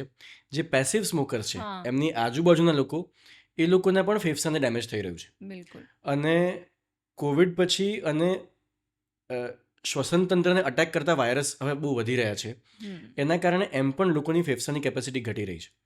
તો હવે આ આંકડો ઓર વધતો જશે. અને આ તો ખાલી એડિક્શનનો એક પ્રકાર છે. બીજા ઘણા બધા એવા કેમિકલ સબસ્ટન્સીસ છે જેના એડિક્શનથી ઘણા બધા લોકો મરી રહ્યા છે. તો આ બહુ જ ચિંતાજનક છે. અને અમારો સર્વે એવું પણ કહે છે કે જે એજ ઓફ સ્ટાર્ટિંગ સિગરેટ કહેવાય, કે જે ઉંમરે લોકો જનરલી એવરેજ શરૂઆત કરતા હોય સિગરેટ પીવાનું, એ એજ બહુ જ નીચે આવી રહી છે. સ્કૂલથી જ આ બધા એક્સપેરિમેન્ટ અખતરા કરવાનો એક ટ્રેન્ડ બહુ જ વધી રહ્યો છે, અને આ બહુ એક ચિંતાજનક વાત છે. એટલે ઓવરઓલ હેલ્ધી હેબિટ્સને અપનાવવાની ચિંતા હવે બહુ નાના બાળકના પેરેન્ટ્સથી જ શરૂઆત થઈ ગઈ છે. અને ક્યાંક ને ક્યાંક આઈ થિંક છે ને, આપણા જે મૂવીઝ કે સિરિયલ્સ કે આ બધું જે બની રહ્યું છે ને, અમુક મૂવીઝ તો એવા ભલે એ કમર્શિયલી બહુ હિટ હોય, પણ એટલું નેગેટિવિટી, એટલું વાયલન્સ એ શીખવાડે છે ને કે નાના બાળકો એ જોઈને અને કૂલ, લાઈક મૂવી, હવે નામ જ લઈ લઉં તો પુષ્પા મૂવી આવી, બહુ હિટ મૂવી છે, પણ તમે એના હીરોને એક લાઈક એન્ટી હીરો બતાવી રહ્યા છો, એક નેગેટિવ કેરેક્ટર, ચોરી કરે છે, સ્મગલિંગ કરે છે, સિગરેટ પીવે છે, આને તમે આઈડિયલાઇઝ કરી રહ્યા છો, એક રોલ મોડલ બનાવી રહ્યા છો. અને સેમ એનિમલ મૂવી આવેલું, એમાં જે રીતે બતાવ્યું છે જે હીરોને, મતલબ એ સિરિયસલી ક્યાંક ને ક્યાંક તો ઇફેક્ટ કરતું જ હશે જોવાવાળાને. રાઈટ. જેમ આપણે ફિઝિકલ ડાયટને ઇમ્પોર્ટન્સ આપીએ છીએ, આપણને દેખાય છે કે આપણા શરીરમાં આપણે કંઈક નાખીએ છીએ તો એ કચરો ના હોવો જોઈએ, તો એવી રીતે મેન્ટલ ડાયટ એનાથી પણ વધારે ઇમ્પોર્ટન્ટ છે. આપણે જે જોઈએ છીએ, સાંભળીએ છીએ, ગ્રહણ કરીએ છીએ, કન્ઝ્યુમ કરીએ છીએ, એ આપણો મેન્ટલ ડાયટ છે. અને આ બધું તમે જે કીધું એ બધો જંક ડાયટ છે. બિલકુલ. તમે એક નેગેટિવ ઇમેજને ગ્લોરીફાય કરો, રોમેન્ટિસાઇઝ કરો, આઇડલાઇઝ કરો, રાઈટ. એટલા લેવલ સુધી કે અમુક રિજન્સમાં તો પૂજા થાય છે આ હીરોની. અને એ હીરો જ્યારે ખોટા કામને એક હીરોની દ્રષ્ટિએ બતાવવામાં આવે ત્યારે એ બહુ જ ઊંડી અસર કરતી હોય છે બાળકો પર. અને આને ડિલીટ કરવા માટે થઈને, આને રિપ્લેસ કરવા માટે થઈને બહુ વધારે મહેનત પડે છે. કેમ કે નેગેટિવ વસ્તુ આપણું મન જલ્દી સ્વીકારી લે છે, પોઝિટિવ વસ્તુ સ્વીકારતા વાર લાગે છે. ડેમેજ તરત થાય છે, હિલિંગ સ્લો પ્રોસેસ છે. એટલે આપણે સામાજિક તરીકે એક રિસ્પોન્સિબલ નાગરિક તરીકે પણ આપણે આ બધી વસ્તુ જોવી પડશે કે આપણે પણ આવા બધા મૂવીઝ જોઈને અને એમની રીલ્સ શેર કરીને પ્રોત્સાહન આપીએ છીએ મૂવી બનાવવાવાળાને. કેમ કે એ લોકો તો કમર્શિયલ પર્પઝથી બનાવે છે. આપણે જોવા નહીં જઈએ તો એ લોકો કમાશે નહીં અને બીજી વખત આવા વિડીયો બનાવશે નહીં. તો આપણે પણ એ લોકોને કેન્સલ કલ્ચર કહે છે, પણ એના ઘણા બધા ફાયદા પણ છે કે તમે જો ખોટી વસ્તુને છડેચોક ના પાડશો તો બીજી વખત એમને સમજણ પડશે કે ના, અમારે કંઈક સારું જવાબદાર કોન્ટેન્ટ બનાવવું પડશે. અને એ આપણી સામાજિક જવાબદારી છે. કેમ કે ઓવરઓલ જોવા જઈએ તો વર્લ્ડમાં બી અગર જોઈએ તો લગભગ 6.5 થી 7 કરોડ લોકો આ સબસ્ટન્ટ એટલે કે દારૂ છે, સિગરેટ છે કે એવા બધા જે વ્યસન છે એનાથી મરી રહ્યા છે. એટલે 7 કરોડ બહુ મોટી નંબર છે. ઇવન ભારતમાં પણ દર મિનિટે એક માણસ કોઈને કોઈ વ્યસનથી મરી રહ્યો છે. એટલે આટલા મોટા નંબરમાં થઈ રહ્યું છે તો આના માટે શું કરી શું શકાય? 2 લેવલ પર આપણે ધ્યાન આપવું પડે. એક મેં કીધું એ પ્રમાણે સામાજિક સ્તરે અને બીજું આપણા પર્સનલ સ્તરે. તો પહેલું સ્ટેપ છે જાગૃતિ. રાઈટ. આપણે એ જોઈએ કે આપણે કોઈ એક આદત કે વ્યસનમાં ઢળી રહ્યા છીએ. જો ઢળી રહ્યા છે તો આપણે એને નોર્મલ ગણીને ચલાવી રહ્યા છીએ કે એના માટે આપણે એક્ટિવલી કંઈક કરી રહ્યા છીએ. એક નાનું વ્યસન પહેલાં નાનું લાગશે, પણ અમે એને ગેટવે કહીએ છીએ કે તમે તમારા બ્રેનને ક્વિક પ્લેઝર એટલે કે તાત્કાલિક આનંદ આપવાનું એક આદત પાડી રહ્યા છો. અને એક ક્વિક પ્લેઝરનો અત્યારે તમારે હાથો છે સ્ક્રીન કે તમારો અત્યારનો હાથો છે એક સિગરેટ, પણ ધીરે ધીરે તમારું મગજ વધારે માગશે, અલગ અલગ રસ્તા માગશે અને એ સિગરેટના રસ્તા પર કે એ એડિક્શનના રસ્તા પર ચાલવાની એક શરૂઆત હોઈ શકે છે. રાઈટ. તો પોતાના સ્તરે જ કોઈ પણ પ્રકારનું વ્યસન હોય, શરૂઆતમાં જ અટકાવવું અવેરનેસ સાથે એ પહેલું સ્ટેપ છે. બીજું, તમારી આસપાસના લોકો, તમારી આસપાસનું વાતાવરણ એ તમારું મેન્ટલ ડાયટ છે. બરાબર. એ જ લોકો સાથે તમે ઇન્ટરેક્ટ કરી રહ્યા છો. તો એમાં પણ તમને કોઈ એવું વ્યક્તિ દેખાય કે જે વ્યસનમાં આગળ વધી રહ્યું છે, તો અલગ અલગ ક્રિએટિવ રીતે એમને પણ એ જાગૃતિ અપાવવી જરૂરી છે કે તમે જે શરૂઆત કરી છે એનો અંત બહુ જ ખરાબ છે. રાઈટ. તમે પોતે જો હેલ્ધી હેબિટને ગ્લોરીફાય કરશો તો બીજા લોકો એનાથી 100% પ્રભાવિત થશે. રાઈટ. તમે એક દીવો બીજા દીવાને પ્રજ્વલિત કરી શકે, તો તમે પોતે જ તમારા હેલ્થ માટે સજગ નથી તો તમારા બાળકો અને તમારા પરિવારજનો નહીં થાય. તો તમે પોતે એક ઉદાહરણ સેટ કરો, એક રોલ મોડલ બનો, તો આજુબાજુના લોકો પણ એનાથી પ્રભાવિત થશે. તો આ શરૂઆતના સ્ટેપ છે. જો એવું લાગતું હોય કે વ્યસન એ સ્ટેજ પર છે, આમ પ્રેક્ટિકલી જોવા જઈએ તો કોઈ પણ સ્ટેજ પર જો વ્યસન હોય તો જાતે એકલા છોડવું બહુ અઘરું છે. તો જો તમને એવું લાગતું હોય કે મેં જે લક્ષણો કીધા એ લક્ષણો દેખાય છે અને આ આદત નથી પણ હવે વ્યસન છે, તો પછી જાતે વિલ પાવરના જોરે એને છોડવાનો પ્રયાસ કરવો એ બહુ અઘરી વસ્તુ છે. બહુ ઓછા લોકો છોડી શકે છે અને છોડ્યા પછી ફરીથી શરૂ થવાના ચાન્સ બહુ વધારે હોય છે જો આપણે એકલા જ લડત આપ્યા કરીએ તો. તો અમારા જેવા ઘણા બધા વ્યસન મુક્તિ નિષ્ણાત છે. ઇવન તમારા સમાજમાં, તમારા ઘરમાં પણ એવા લોકો હોઈ શકે છે કે જે તમને સપોર્ટ આપી શકે. રાઈટ. તો એક સપોર્ટ સિસ્ટમ ઊભો કરવો બહુ જરૂરી છે. અને જો એનાથી પણ ના થાય તો મેં કીધું પ્રમાણે નિષ્ણાતની સલાહ લો, તો અમે તમને વધારે ગાઈડ કરી શકીએ. જો માત્ર ટેકનિકથી વ્યસનમાંથી બહાર ના નીકળી શકીએ તો બહુ જ સેફ દવાઓ પણ અવેલેબલ છે. તો આમાં 2-3 અલગ અલગ પ્રકારની દવાઓ હોય છે.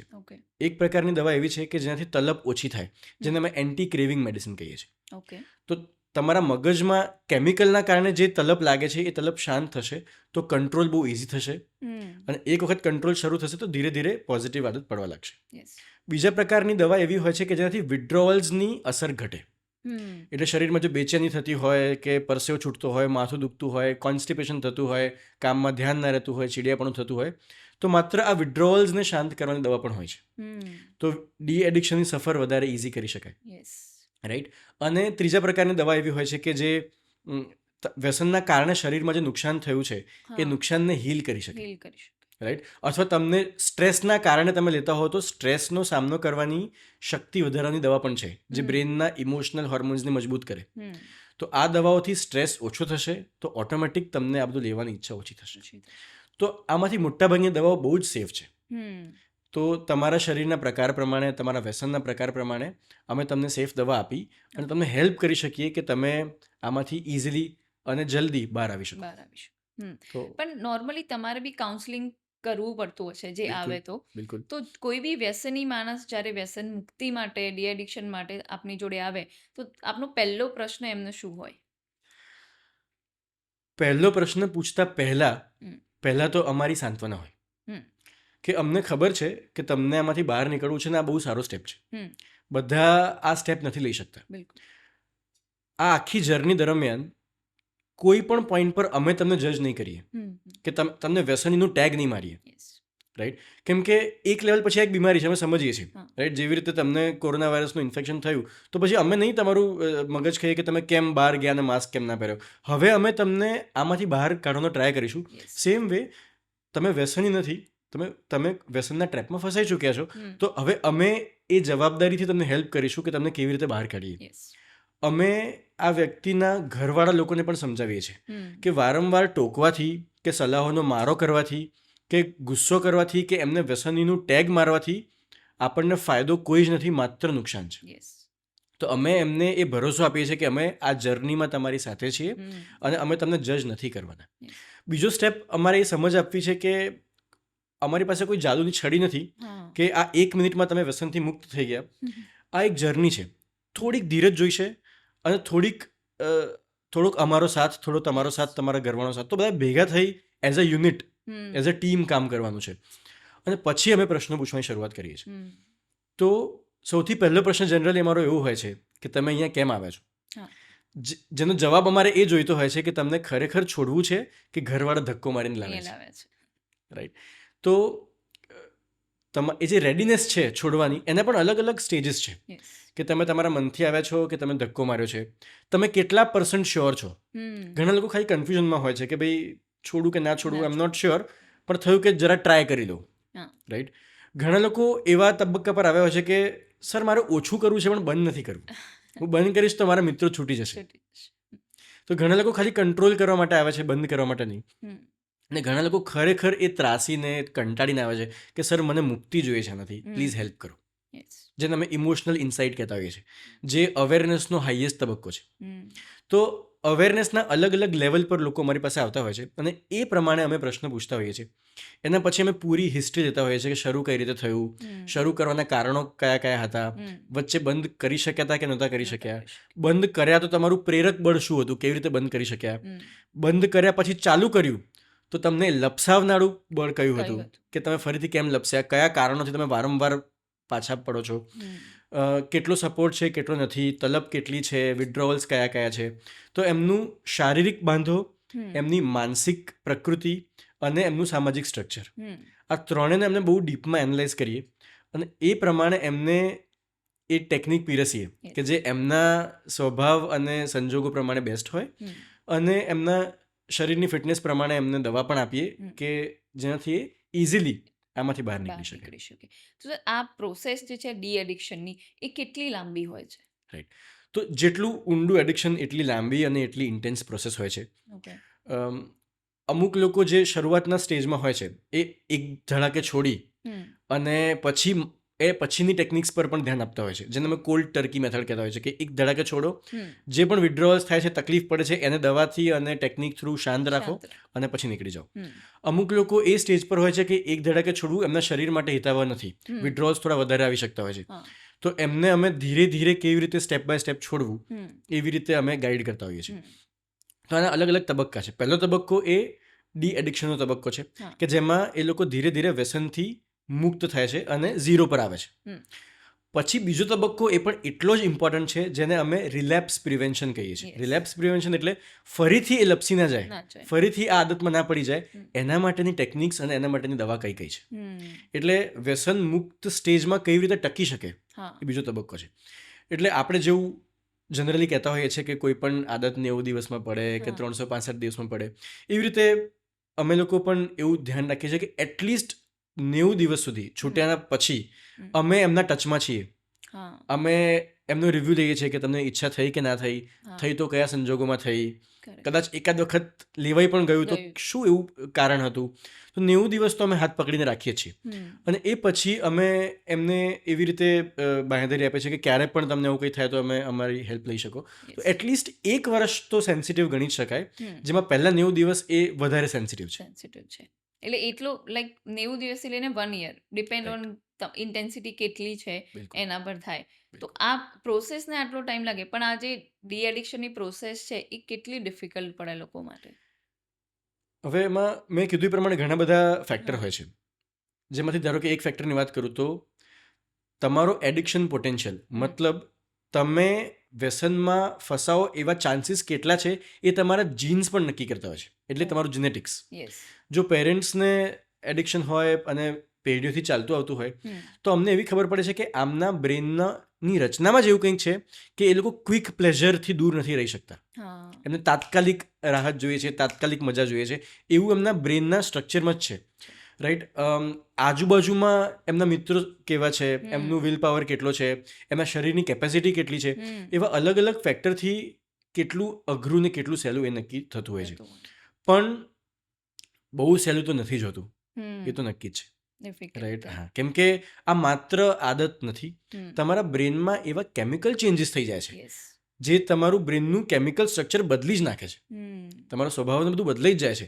એટલે પછી એ કેમિકલ સ્ટ્રક્ચરને ઝીરો પર લાવવું, પહેલાના તબક્કા સુધી લાવવું, હા એ અઘરું તો છે જ. હમ અને આ કેટલા પર્સન્ટમાં રિલેપ્સ થાય વ્યસન છૂટી જાય અને પાછું એ લોકો કે ચાલુ કરી દેવા કેટલા પર્સન્ટ હોતા હશે. પર્સન્ટેજ તો એક પર્સન્ટેજ કહેવો તો મુશ્કેલ છે, હમ પણ અમે એવું જોતા હોઈએ છીએ કે જો સામાજિક સપોર્ટ ના હોય અને વિલ પાવર સ્ટ્રોંગ ના હોય તો અડધો અડધ લોકો રિલેપ્સમાં ફસાતા હોય છે. હમ પણ જો સામાજિક સપોર્ટ સારો હોય અને વિલ પાવર સારો હોય અને હેલ્ધી હેબિટ્સમાં બીજી હેલ્ધી હેબિટ્સનો ઉપયોગ જો કર્યો હોય, સ્વીકાર કર્યો હોય, તો રિલેપ્સનો રેટ બહુ જ ઓછો થઈ જાય છે. હમ પણ રિલેપ્સને નકારી ના શકાય. યસ એક વખત વ્યસન મુક્તિ થયા પછી અમે એ જોયું છે કે બહુ જ કોમન છે હમ કે ફરીથી રિલેપ્સ થાય જો તમે એને હળવેથી લો તો. લો તો રાઈટ. હળવેથી લેવાનો મારો મતલબ શું છે એ પણ તમને કહી દઉં કે લગભગ 2-3 મહિનાથી મુક્ત થઈ ગયા છે હા અને કોઈ બહુ મોટી બર્થડે પાર્ટી આવે છે અને તમે લોકો ફરવા જાઓ છો તો ઘણી વખત મને ફોન આવતો હોય છે હા કે સર મેં 3 મહિનાથી નથી લીધું, મને બહુ જ મજબૂત ફીલ થાય છે, પણ મારા બેસ્ટ ફ્રેન્ડના લગ્ન છે અને અમે બહુ જ મોટી બેચલરેટ પાર્ટી કરીએ છીએ અને બહુ જ બધું આલ્કોહોલ અને સિગરેટ હશે, સર મને બહુ ઈચ્છા છે, પ્લીઝ લેવા દો. હા હવે આ બધું છે ને એ આમાં અમે દયા ખાઈને હા પાડી દઈએ તો એમાં બહુ ફસાવાનું થતું હોય યસ છે. યસ કેમ કે એક વખત તમારો બ્રેન ફરીથી ચાખી જશે ને હમ પછી બ્રેન જ તમને મૂર્ખ બનાવીને ફરીથી એવા કારણો આપતું હશે કે હા હજી એક પાર્ટી, હા હજી એક દિવસ, હજી એક પેગ, હજી એક સિગરેટ, અને તમે ક્યારે ફરીથી તમારી જૂની એડિક્શનની પેટર્નમાં ફસાઈ જશો એ તમને ખબર પણ નહીં પડે. એટલે આવી બધી ઝીણી ઝીણી વસ્તુઓનું બહુ ધ્યાન રાખવું પડતું હોય છે. એ તો છે પણ સર એડિક્શનમાં લાઈક આ તો ફની ક્વેશ્ચન છે થોડો પણ એડિક્શનના જે કેસ આવતા હોય છે તમારી જોડે એમાં લાઈક દારૂના આલ્કોહોલના કેસીસ બી આવતા છે. તો મારો ક્વેશ્ચન એ છે કે ગુજરાતમાં તો દારૂ બંધી છે તો પછી દારૂનું એડિક્શન છોડાવવા લોકો કેવી રીતે પહોંચે છે. એટલે હવે તમને ને મને બધાને ખબર છે કે ઓફકોર્સ ઇલીગલી દારૂ મેળવવાના રસ્તા છે. અમ, તો જ્યારે ઇલીગલી દારૂ મળતું હા હોય તો એક થ્રિલ વધારે હોય. હા રાઈટ. એવું ઇંગ્લિશમાં કહેવાય છે કે ફોરબિડન ફ્રૂટ. યસ એટલે જે તમને ઇઝીલી અવેલેબલ નથી એ વસ્તુ મેળવવાનો એક થ્રિલ હોય છે અને એ થ્રિલ એ પ્લેઝરમાં થોડો ઉલટાનો વધારો કરે છે. એટલે આલ્કોહોલ અલગ અલગ રીતે ઇલીગલી લઈ અને લોકો ઘણા બધા એડિક્શનમાં સપડાતા હોય છે. એમના માટે પણ મારો એક સ્પેશિયલ મેસેજ છે કે અમે લોકો લીગલી અને એથિકલી બંધાયેલા છીએ કે એક દારૂબંધીના રાજ્યમાં પણ જો તમે આલ્કોહોલ માટે હેલ્પ લેવા માટે આવશો તો અમે પોલીસને જાણ નહીં કરીએ અને નહીં કરી શકીએ. પણ અચ્છા તમે કયું ડ્રગ લો છો, મતલબ અમુક ડ્રગ્સ તો બધે બંધી છે, બરાબર, તો પણ લોકો લેતા હોય છે. તમે કોઈ પણ ઇલીગલ ડ્રગ લેતા હશો, તમારા ડૉક્ટર તરફથી ક્યારેય પોલીસ, મીડિયા કે કોઈ પણ વ્યક્તિને કે તમારા ઘરવાળા લોકોને પણ એ વસ્તુની સમજણ નહીં પડે કે તમે કેમ લઈ રહ્યા છો. તમારી મદદ કરવા માટે અમે એટલા બધા બંધાયેલા અને એટલા બધા મોટિવેટેડ છીએ કે કોઈને કીધા વગર અમે તમને આમાંથી બહાર કાઢી લઈશું અને આ વાત અમારાથી બહાર ક્યારેય નહીં જાય, હમ, એના માટે અમે લીગલી અને એથિકલી પ્રોફેશનલી બધી રીતે બંધાયેલા છીએ. હમ. તો એ ચિંતા ના કરશો કે હું દારૂબંધીવાળા રાજ્યમાં કેવી રીતે કોઈને કહું, રાઈટ. સિવિલ હોસ્પિટલમાં ને બધે ઓન પેપર લખાય છે જે લોકોને લીવરની તકલીફ પણ થતી હોય છે કે હમ, આલ્કોહોલથી લીવરની તકલીફ થઈ છે, પણ થઈ એ વાત પણ પોલીસ સુધી પહોંચતી નથી. હમ. તો જો તમે આવું કંઈ લઈ રહ્યા છો અને તમે ખરેખર મદદની ઈચ્છા છે, હા, તો તમે પોલીસથી ડર્યા વગર અમારી પાસે આવો, બિલકુલ. રાઈટ. એનો મતલબ એ નથી કે તમે ઇલીગલ કામ કરો, કોઈ દિવસ કોઈને ખબર નહીં પડે, પોલીસ પાસે રસ્તા છે તમને છે. પકડવાના, પણ એટલીસ્ટ તમે જ્યારે મદદ માટે આવો છો હા, ત્યારે બધા જ તમને સપોર્ટ કરશે. બિલકુલ. ત્યારે તમને ગુનેગારની જગ્યાએ નહીં મૂકે, ત્યારે તમને એ જગ્યાએ મૂકશે જ્યાં તમને સપોર્ટની જરૂર છે. બિલકુલ. અને સર આ એડિક્શનમાં કંઈક અલગ અલગ છે, જેમ ડ્રગ્સ છે કે આલ્કોહોલ છે કે સિગરેટ છે, તો આ બધાના છોડાવવાની રીત અલગ અલગ હોય અને કયું એડિક્શન છે એ વધારે ડિફિકલ્ટ છે છોડાવવું. રાઈટ. તો છે ને દરેકે દરેક કેમિકલ જે આપણને એડિક્ટ કરી શકે છે એની અલગ અલગ અસર છે. હમ, તમને બિલકુલ સાદી રીતે કહું તો અમુક ડ્રગ્સ એવા છે જે માત્ર શાંત કરે છે હા, અને અમુક ડ્રગ્સ એવા છે કે જે માત્ર ઉત્તેજિત કરે છે. હમ, એનો મતલબ એ થયો કે એ બ્રેનના અલગ અલગ ભાગોમાં અલગ અલગ રીતે કામ કરે છે. હા, એટલે જો એની કેમિકલની રચના અલગ છે તો એના એડિક્શનનું ના કેમિકલ ચેન્જીસ પણ અલગ છે. ઓકે, અને જો એડિક્શનના કેમિકલ ચેન્જીસ અલગ છે તો એમને બહાર કાઢવાના રસ્તા, એના માટેની દવાઓ પણ અલગ છે. અલગ છે. હમ, જેટલું સ્ટ્રોંગ એડિક્શન એટલી વધારે વાર લાગે. એટલે કયું ઇઝી ને કયું અઘરું એ આપણે જાણી ના શકીએ. પણ તમને ઉદાહરણ આપું કે ધારો કે રોજ આલ્કોહોલ લેવાની જેમને વ્યસન હોય હમ, કે એના વગર ચાલતું જ ના હોય, એ લોકોને ઘરે આલ્કોહોલ છોડવું રિસ્કી હોય છે. હા, તમને મિનિમમ 5 થી 7 દિવસ તો હોસ્પિટલમાં રહી અને પહેલાં ડિટોક્સિફિકેશન, યસ, શરીરમાંથી એની અસર કાઢવી પડે એના ઇન્જેક્શન્સ અને બોટલ્સથી, તો એવું કરવું પડતું હોય છે. હમ, અફીણ, કોકેન જે વધારે હાર્ડ ડ્રગ્સ છે, જેની અસર વધારે સ્ટ્રોંગ છે, હમ, એને એમાંથી બહાર નીકળતા એટલી જ વધારે જરૂર લાગતી હોય છે. yes, અને ઘણી બધી વખત વ્યસન એટલું સ્ટ્રોંગ હોય છે કે એના માટે રિહેબ સેન્ટરમાં રહી રહી. અને 15 દિવસ, મહિનો, 2 મહિનો, 3 મહિના રિહેબ સેન્ટરમાં રહી અને એવા વાતાવરણમાં જ્યાં બધા જ આના માટે મોટિવેટેડ છે, હમ, જ્યાં આના કાઉન્સિલર્સ ઇઝીલી અવેલેબલ છે અને ગમે તેટલું ટ્રાય કરવા છતાં પણ આનો કોઈ એક્સેસ નથી, તમે કોન્ટેક્ટ નહીં કરી શકો તમારા સપ્લાયરનો, યસ, એવી જગ્યાએ એવા કંટ્રોલ્ડ એન્વાયરમેન્ટમાં રિહેબ સેન્ટરમાં રહેવાથી પણ બહુ જ ફાયદો અને બહુ જ બિહેવિયરલ ચેન્જ અમે લાવી શકતા હોઈએ છીએ. હમ. તો આ અલગ અલગ સ્ટેજીસ ટ્રીટમેન્ટના પણ છે. અને જે વ્યસની વ્યક્તિ હોય એના ઘરના શું કરી શકે એને આ વ્યસન મુક્તિની સફરમાં સપોર્ટ કરવા માટે? બહુ જ ઇમ્પોર્ટન્ટ ક્વેશ્ચન છે. હમ.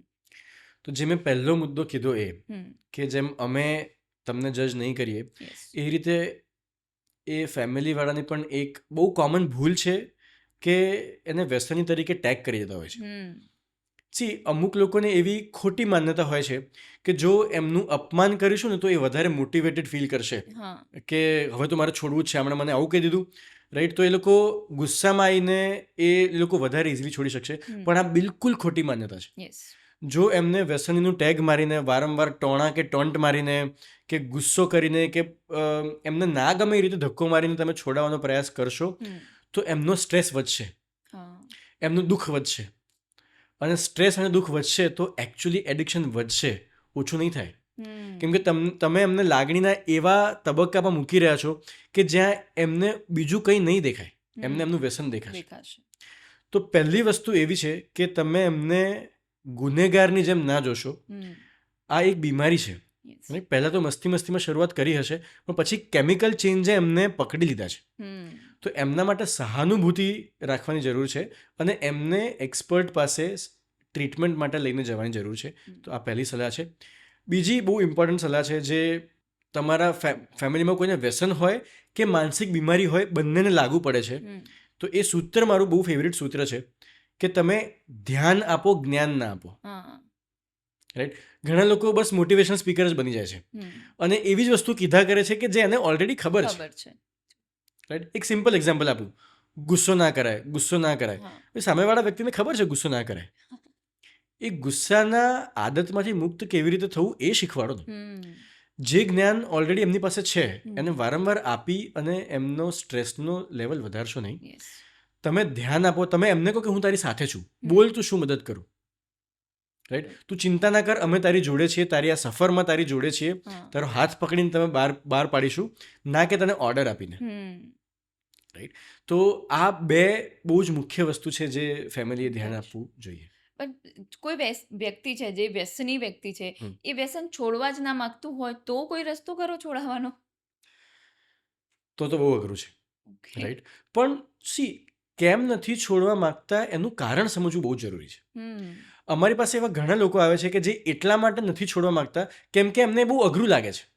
હા. જ્યારે એમને ખબર પડે કે ભાઈ આ બધી દવાઓથી તો મને તલબ ઓછી જ થઈ જશે, મને કોઈ તકલીફ નહીં પડે, તો પછી ધારો કે કોઈ વ્યક્તિ દારૂનું બંધાણી છે, એમને દારૂ વગર ઊંઘ નથી આવતી, દારૂ વગર મગજ કામ નથી કરતું, તો એ લોકો નથી છોડવા માંગતા કેમ કે એમને ઊંઘવું છે અને મગજને કામ કરાવવું છે. યસ. પણ જ્યારે અમે એમને એવું કહીએ છીએ કે ડી એડિક્શન પ્રોસેસમાં એવી દવાઓ છે કે દારૂ વગર પણ તમારું લાઈફ સ્મૂથ ચાલશે, મન શાંત રહેશે, ઊંઘ પણ નેચરલી આવશે, તો પછી એ લોકોને મોટિવેશન આવે છે હા. કેમ કે એમને નુકસાન તો દેખાય છે, યસ. રાઈટ? તો એ કારણ સમજવું. કોઈને એવી બીક છે કે મારા મિત્રો છૂટી જશે, રાઈટ, કે અમારી ઓફિસની મિટિંગમાં તો દારૂ વગર ચાલે જ નહીં, તો હું શું બહાનું કાઢું, યસ. તો અમે એમને બહાના કાઢતા પણ શીખવાડીએ છીએ, રાઈટ? અને અમે એમના ફેમિલી અને ફ્રેન્ડ્સને પણ સમજાવતા હોઈએ છીએ. તો એ કારણ જાણીએ ને તો એમને સમજાવવું ઇઝી થતું હોય છે. પણ દરેક કારણ જાણ્યા પછી પણ કોઈની જો જિદ હોય કે ના મારે તો લેવું જ છે, તો પછી એમના માટે બસ પે કરી શકીએ. એવી કોઈ જ મેડિસિન નથી આવતી જે એમને ખબર ના હોય અને એમને આપવામાં આવે તો એનાથી વ્યસન ઓછું થાય? હવે એવી મેડિસિન્સ છે હમ. કે જે તમે છુપી રીતે આપો તો ક્રેવિંગ ઓછું થઈ શકે, હમ. પણ એ બધું માનવાધિકારની દ્રષ્ટિએ આપણી પાસે એ પરમિશન નથી, ઓકે. રાઈટ? કે જો એક એડલ્ટ વ્યક્તિ એવું કહેતો હોય કે મને નથી છોડવું, તો તમે એને નહીં આપી શકો. તમે કાયદાકીય રીતે ખોટા છો એ જગ્યાએ. ભલે તમે હ્યુમેનિટીની દ્રષ્ટિએ સાચા હશો, કાયદાની દ્રષ્ટિએ તમે ખોટા હો છો. અને આમાં એવું છે કે તમે એ લાઈન ક્યાં ડ્રો કરવી તમને ખબર નહીં પડે કે કયા લેવલ પછી હું એમને ચીટ કરીને એ આપી શકું.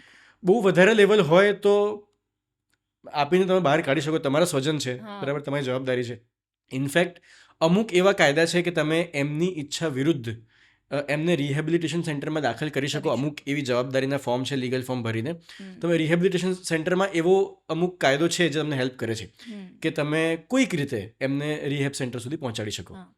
પણ આ બધું એ તમારા સ્વજન એ સ્ટેજ પર છે કે નહીં એ તમે અમારી સાથે વાત કરો તો અમે તમને ગાઈડ કરી શકીશું કે છુપી રીતે તમે હેલ્પ કરો કે ના કરો. હા, કેમ કે ઘણા બધા યંગ લોકોને અત્યારે મોસ્ટલી આલ્કોહોલનું એડિક્શન છે અને ત્યારે એમના ઘરની જવાબદારી હોય, બાળક હોય, પત્ની હોય. જ્યારે આ બધી જવાબદારીઓ જોડે જો એ પતિ રોજ દારૂ પીને જો ઘરે આવતો હોય ત્યારે એક પત્ની માટે મુશ્કેલ થઈ જાય કે દારૂ પીને આપણે જોતા જ હોય છે કે બહુ લાંબુ જીવતા નથી લોકો, બિલકુલ, કે જેને રેગ્યુલરલી એવરી ડે જેને જોઈતો હોય, તો ત્યારે તો આવો કોઈ રસ્તો હોવો જ જોઈએ કે ભાઈ ઘરના એટલીસ્ટ પત્ની તો આપી શકે પતિને કે ભાઈ આને કંઈ પણ દવા કરો પણ છૂટે એવું કરો. રાઈટ. હવે આમાં એવું છે કે એ દવા ધારો કે છુપી રીતે આપી, બરાબર. હવે અમુક વખત એવું હોય કે ધારો કે તમે છાશમાં મિક્સ કરીને આપો પણ છાશ પીધી જ નહીં, તો રેગ્યુલર રીતે શરીરમાં ના જાય. અમુક વખત એવું હોય કે જો પત્નીને એક્ઝેક્ટ અમાઉન્ટ ખબર ના હોય ને વધારે અમાઉન્ટ નાખી દીધી જરૂર કરતાં, તો રિએક્શન આવી શકે. તો એ રિએક્શનનો સામનો કેવી રીતે કરવો એ એમને ખબર ના હોય.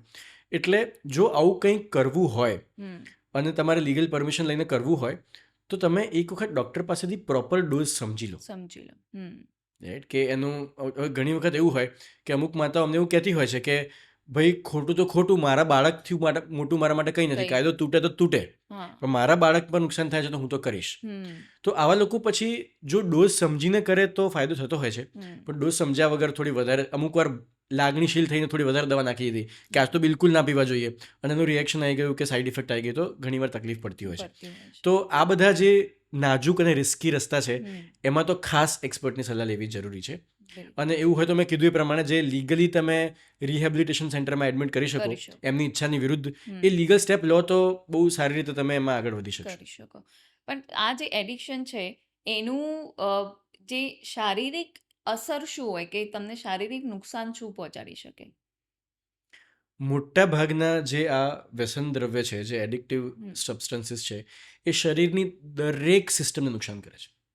એક પણ સિસ્ટમ બાકી નહીં હોય.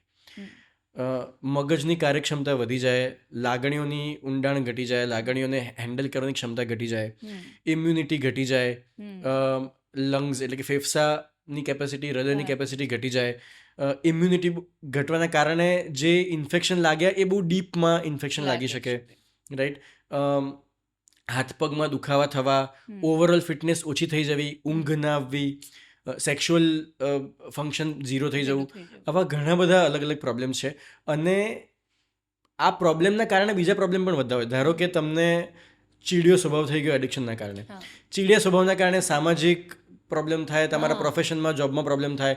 એ બધી અસરો આપણે ડાયરેક્ટ જોઈ પણ નથી શકતા. એટલે ડાયરેક્ટ અને ઇનડાયરેક્ટ તમારા ઘરના સાથે તમારા સંબંધ બગડી જાય, તમારા બાળકો તમને હીરો તરીકે જોતા બંધ થઈ જાય, રાઈટ? તો એના ડાયરેક્ટ અને ઇનડાયરેક્ટ બહુ જ બધા ગેરફાયદા છે. આનાથી મગજ પર બી તો ઇફેક્ટ થતી હશે, તો એ નેગેટિવ ઇફેક્ટ શું થાય મગજ ઉપર? તો પહેલી મગજ પર નેગેટિવ ઇફેક્ટ એ થાય કે તમે જ્યારે લો ત્યારે તમારું મગજની કાર્યક્ષમતા દબાઈ જાય, રાઈટ? જેમ અમે મગજનો એક ભાગ છે જેને અમે ફ્રન્ટલ કોર્ટેક્સ કે પ્રી ફ્રન્ટલ કોર્ટેક્સ કહેતા હોઈએ છીએ, જે મગજનો સીઈઓ છે, જે ઓપરેશન્સ અને મેનેજમેન્ટ બધું સંભાળતું હોય છે. જ્યારે તમે એ નશાની સ્થિતિમાં હો ત્યારે એને તાળા વાગી જતા હોય છે, એ ભાગ બંધ થઈ જતો હોય છે કે ઓછું કામ કરતું હોય છે. એટલે તમારાથી ભૂલો પડવાની શક્યતા બહુ વધારે હોય છે.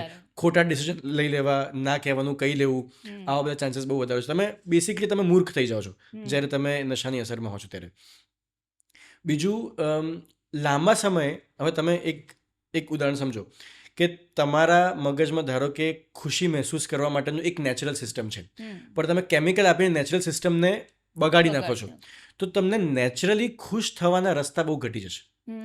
એક નાના બાળકની ખુશી જોઈને ખુશ થવું, એક ફૂલ ઉગે ત્યારે ખુશ થવું, રાઈટ? કોઈ જોક સાંભળીને ખુશ થવું, નવી જગ્યા જોઈને આનંદ કરવો, આ બધું એકદમ ઓછું થઈ જશે. એટલે અંદરથી તમે બહુ ડ્રાય વ્યક્તિ કે બહુ ચીડિયા વ્યક્તિ કે બહુ બોરિંગ વ્યક્તિ થઈ જશો, કેમ કે જે સ્મોલ જોયઝ ઓફ લાઈફ, નાની નાની ખુશીઓ છે, એ તમને મહેસૂસ થતી બંધ થઈ જશે. અને આગળ જતા સ્વભાવમાં વધારે ને વધારે એક કર્કશતા આવતી જશે, એવું થાય છે. એટલે શારીરિકની જોડે જોડે માનસિક રીતે પણ તમને બીમાર બિલકુલ કરી દેશે. તમારી યાદશક્તિ, ફોકસ, કોન્ફિડન્સ, દરેક વસ્તુ બહુ ખરાબ થઈ જાય. ખરાબ થઈ જશે. તો આનાથી જો માનસિક બીમારી તરફ જવા માંગીશ કે માનસિક બીમારી કોઈને પણ હોય તો એના બેઝિક લક્ષણ શું હોય? રાઈટ.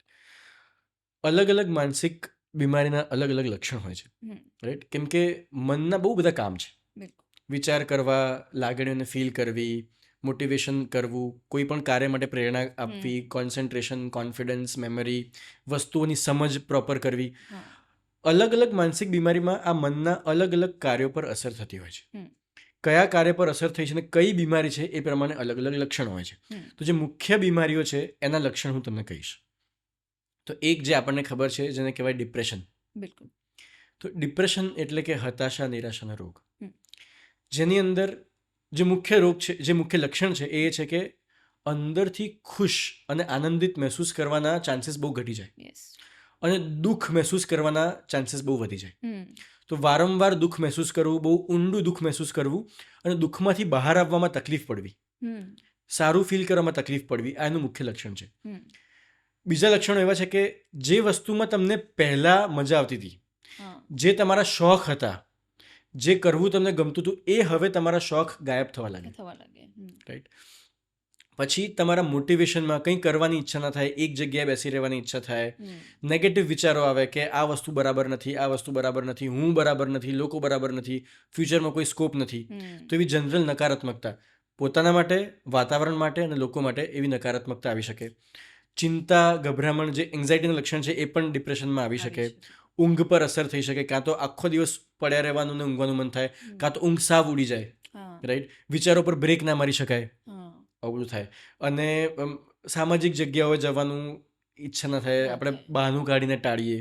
તો આવા ઘણા બધા લક્ષણો છે. અને આપણે જોતા છે ઘણા લોકો ખાવાનું પણ ભાન નથી રહેતા હોય છે, વર્સિસ અમુક લોકો બસ ખા જ કરતા હોય છે, રાઈટ? એટલે એનો મતલબ એ કે તણાવનો સામનો કરવાની ક્ષમતા ઓછી થઈ જાય. તો આ બધા લક્ષણો ડિપ્રેશનના છે. એન્ઝાઇટીની વાત કરીએ તો એન્ઝાઇટીને સરળ શબ્દોમાં સમજીએ તો એક ચિંતા, ગભરામણનો રોગ છે. ચિંતા, ગભરામણ, બેચેની, આ બધું ભેગું થાય અને આપણે એન્ઝાઇટી કહેતા હોઈએ છીએ. તો એમાં એકદમ બેચેન થઈ જવું, શું થશે, આમ થશે તો, તેમ થશે તો, મને કંઈક થશે તો, આને કંઈક થશે તો, બધું ખોટું થઈ જશે તો આવા વિચારો અને એની ચિંતા વધારે થતી હોય છે. ઘણી વખત આ ગભરામણ શારીરિક રીતે પણ મહેસૂસ થતું હોય છે કે ધબકારા વધી જવા, હાથ પગમાં બેચેની થવી, પરસેવો છૂટી જવો, રાઈટ? વારંવાર ટોયલેટ જવું, શ્વાસ ચડી જવો, છાતીમાં ભાર લાગવો, રાઈટ, જેને આપણે પેનિક એટેક પણ કહેતા હોય છે કે એકદમ ગભરામણનો અટેક આવે, એવું લાગે કે મને તો હાર્ટ એટેક આવી રહ્યો છે, રાઈટ. પેનિક એટેકમાં સેમ એવું ફીલ થાય. તો આ બધા અલગ અલગ પ્રકારની એન્ઝાઇટીના લક્ષણ છે. અને ફોબિયા પણ એન્ઝાઇટીનો એક પ્રકાર છે. ફોબિયા એટલે કોઈ એક વસ્તુનો ઇન્ટેન્સ ભય, તીવ્ર ભય, કે જેમ કે ઊંચાઈનો બહુ જ ભય લાગે, કે પ્રાણીઓનો ખૂબ ભય લાગે, કે રાતના અંધારાનો ખૂબ ભય લાગે, પાણીનો ખૂબ ભય લાગે. તો આ જે અલગ અલગ ફોબિયા છે જે આપણે સમજીએ છીએ એ પણ એન્ઝાઇટીના રોગનો એક ભાગ છે. આ સિવાય અનિદ્રાનો રોગ બહુ કોમન છે. ઇનફેક્ટ વ્યસન પણ માનસિક બીમારીના અંડરમાં આવે છે. તો દરેક પ્રકારના વ્યસન પણ એક માનસિક બીમારી છે. ધૂન રોગ એટલે કે ઓબ્સેસિવ કમ્પલ્સિવ ડિસઓર્ડર, કે એકની એક વસ્તુ વારંવાર કર્યા કરવાની તલપ લાગે કે એના વગર રહી ન શકાય, રાઈટ. વારંવાર હાથ ધોયા કરવા, કે વારંવાર સફાઈ કર્યા કરવી, કે વારંવાર ચેક કરવું કે મેં બારણું બંધ કર્યું કે નહીં, ગેસ બંધ કર્યો કે નહીં, લાઇટ બંધ કરી કે નહીં, પૈસા બરાબર ગણ્યા કે નહીં. તો વારંવાર ચેક કર્યા કરવું. તો અલગ અલગ વારંવાર કર્યા કરવું જેને ઓસીડી કે ઓબ્સેસિવ કમ્પલ્સિવ ડિસઓર્ડર કહેતા હોય છે. સ્કિઝોફ્રેનિયા, કે જેમાં અલગ અલગ પ્રકારના ભ્રમ થતા હોય છે, કે બહુ બધી તીવ્ર શંકા પડતી હોય છે કે લોકો મારા વિરુદ્ધ છે અને બધા કંઈક પ્લાનિંગ કરી રહ્યા છે અને મને મારી નાખશે, મને કંઈક નુકસાન પહોંચાડશે. કે પછી કોઈ વાર કાનમાં અવાજને ભણકારા થાય, કોઈ વાર જોવામાં ભણકારા થાય.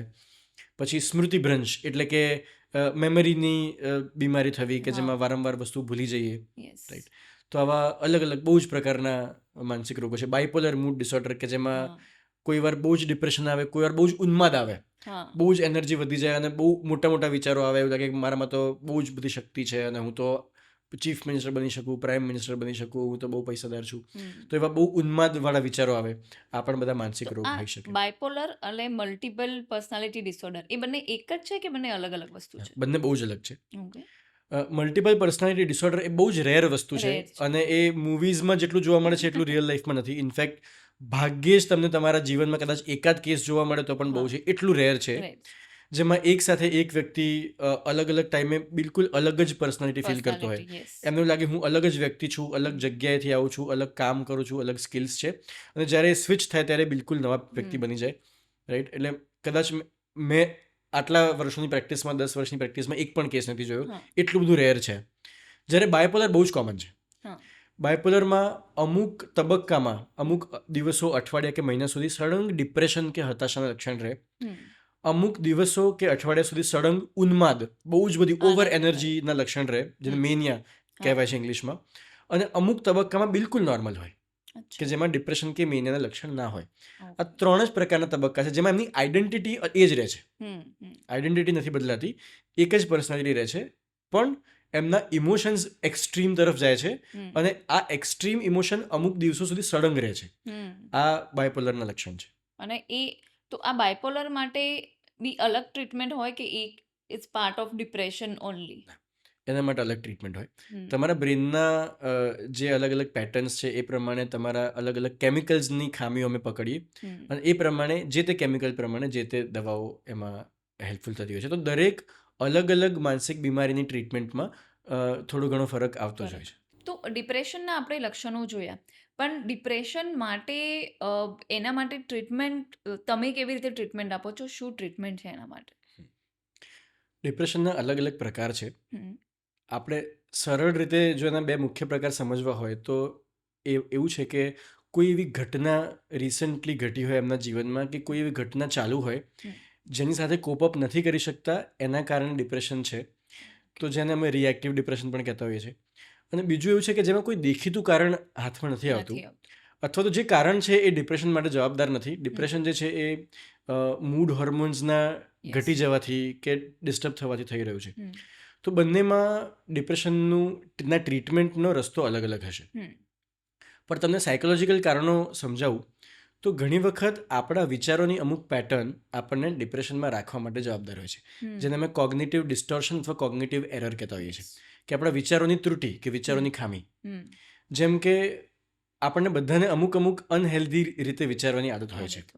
જેમ કે અમુક આદત એવી હોય કે જેમાં આપણે કાં તો આ પાર કાં તો પેલે પાર, બ્લેક ઓર વ્હાઇટ થિંકિંગ કરતા હોઈએ છીએ, કે કાં તો આ વસ્તુ બહુ જ સારી છે કાં તો બહુ જ ખરાબ છે, કાં તો મારું જીવન પરફેક્ટ છે કાં તો સાવ ખરાબ છે, કાં તો લાઈફ બહુ જ મસ્ત છે કાં તો મારા લાઈફનો કોઈ મતલબ જ નથી. તો અમુક લોકોને આવું વિચારવાની આદત હોય છે જે ગ્રેમાં વચ્ચે નથી વિચારી શકતા.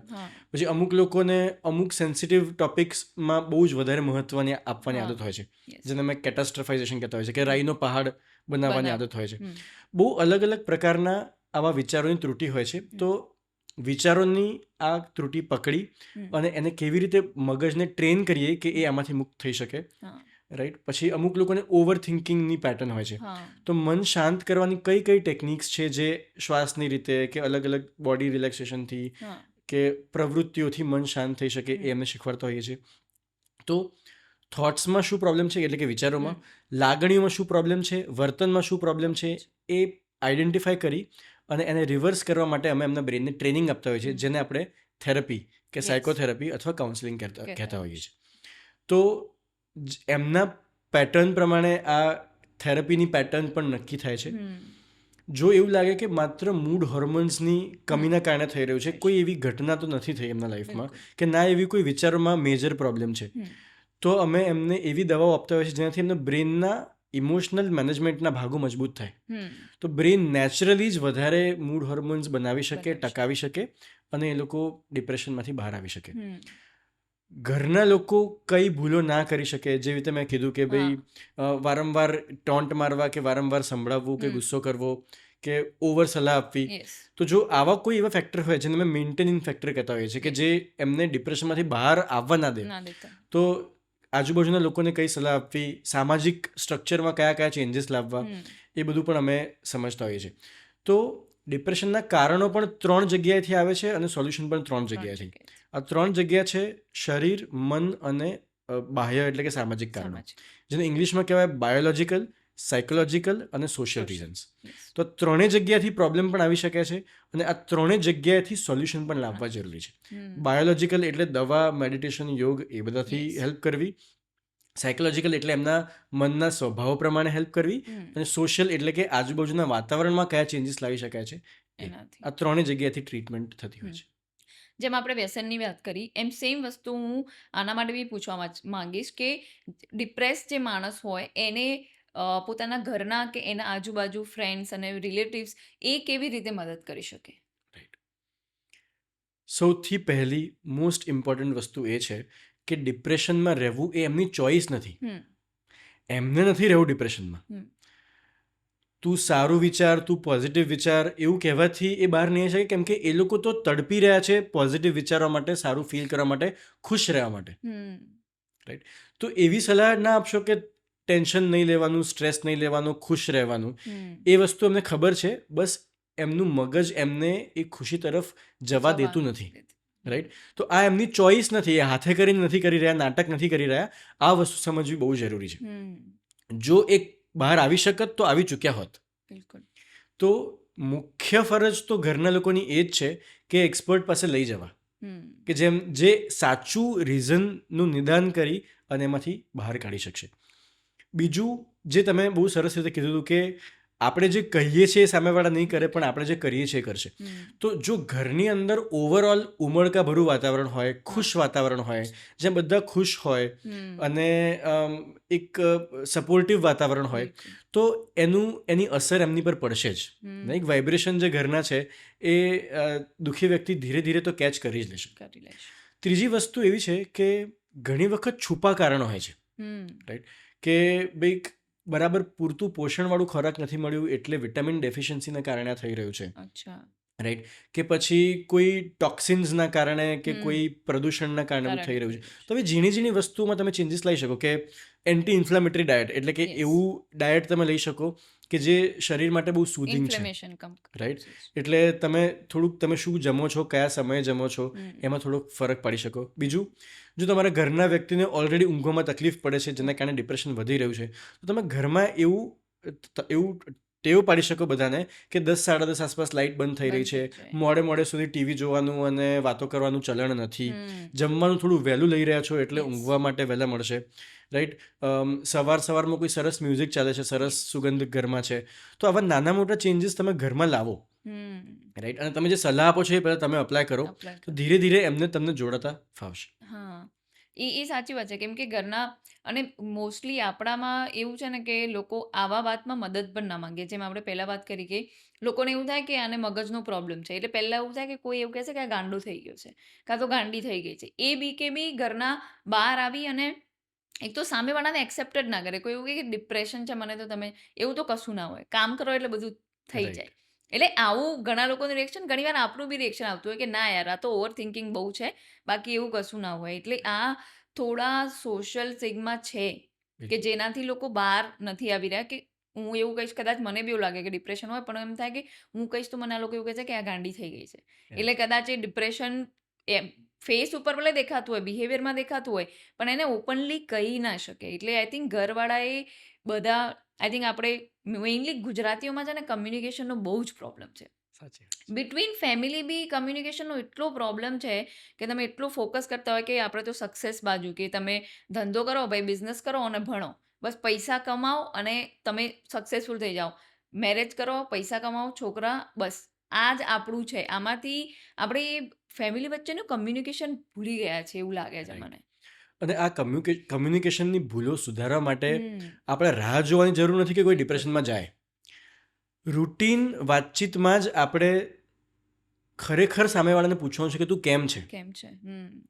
હું કંઈ મદદ કરી શકું કે નહીં. હમ. સલાહ આપવા કરતાં પ્રશ્ન પૂછો બિલકુલ. કે તું તારો મૂડ બરાબર નથી લાગતો, હું કંઈ કરી શકું, હમ. મારી કંઈ હેલ્પની જરૂર છે કે મારાથી કંઈ થઈ ગયું હોય તો મને કહે તો હું કંઈક ભૂલ સુધારું. હમ. તો આ વાતચીત જો રેગ્યુલર જ ઘરોમાં થતા હશે ને તો તમારા ઘરના વ્યક્તિને જ્યારે ખરેખર ડિપ્રેશન જેવું કંઈ થશે તો તમને કહેવામાં સંકોચ નહીં થાય. નહીં થાય. કેમ કે એમને ખબર છે કે આ વ્યક્તિ મને સમજે છે અને મારો મૂડ ખરાબ છે એ એમાં મને દોષી નથી ઠરાવતા. હમ. તો મને સમજશે અને સપોર્ટિવ રીતે વાત કરશે. હમ. આ એમને પહેલેથી જ એ વસ્તુનો સંતોષ હોવો જોઈએ. અને આની શરૂઆત તમારું બાળક નાનું હોય, હા. 3-4 વર્ષનું હોય ત્યારથી જ આ વાતો શરૂ થઈ જવી જોઈએ. કે જેવું એ પ્લે સ્કૂલમાં કે નર્સરીમાં હા. જવાનું શરૂઆત કરે છે ત્યારથી જ તમારે એ વાતચીત ખાલી સ્કૂલમાં શું કરાવ્યું એ ઇનફ નથી.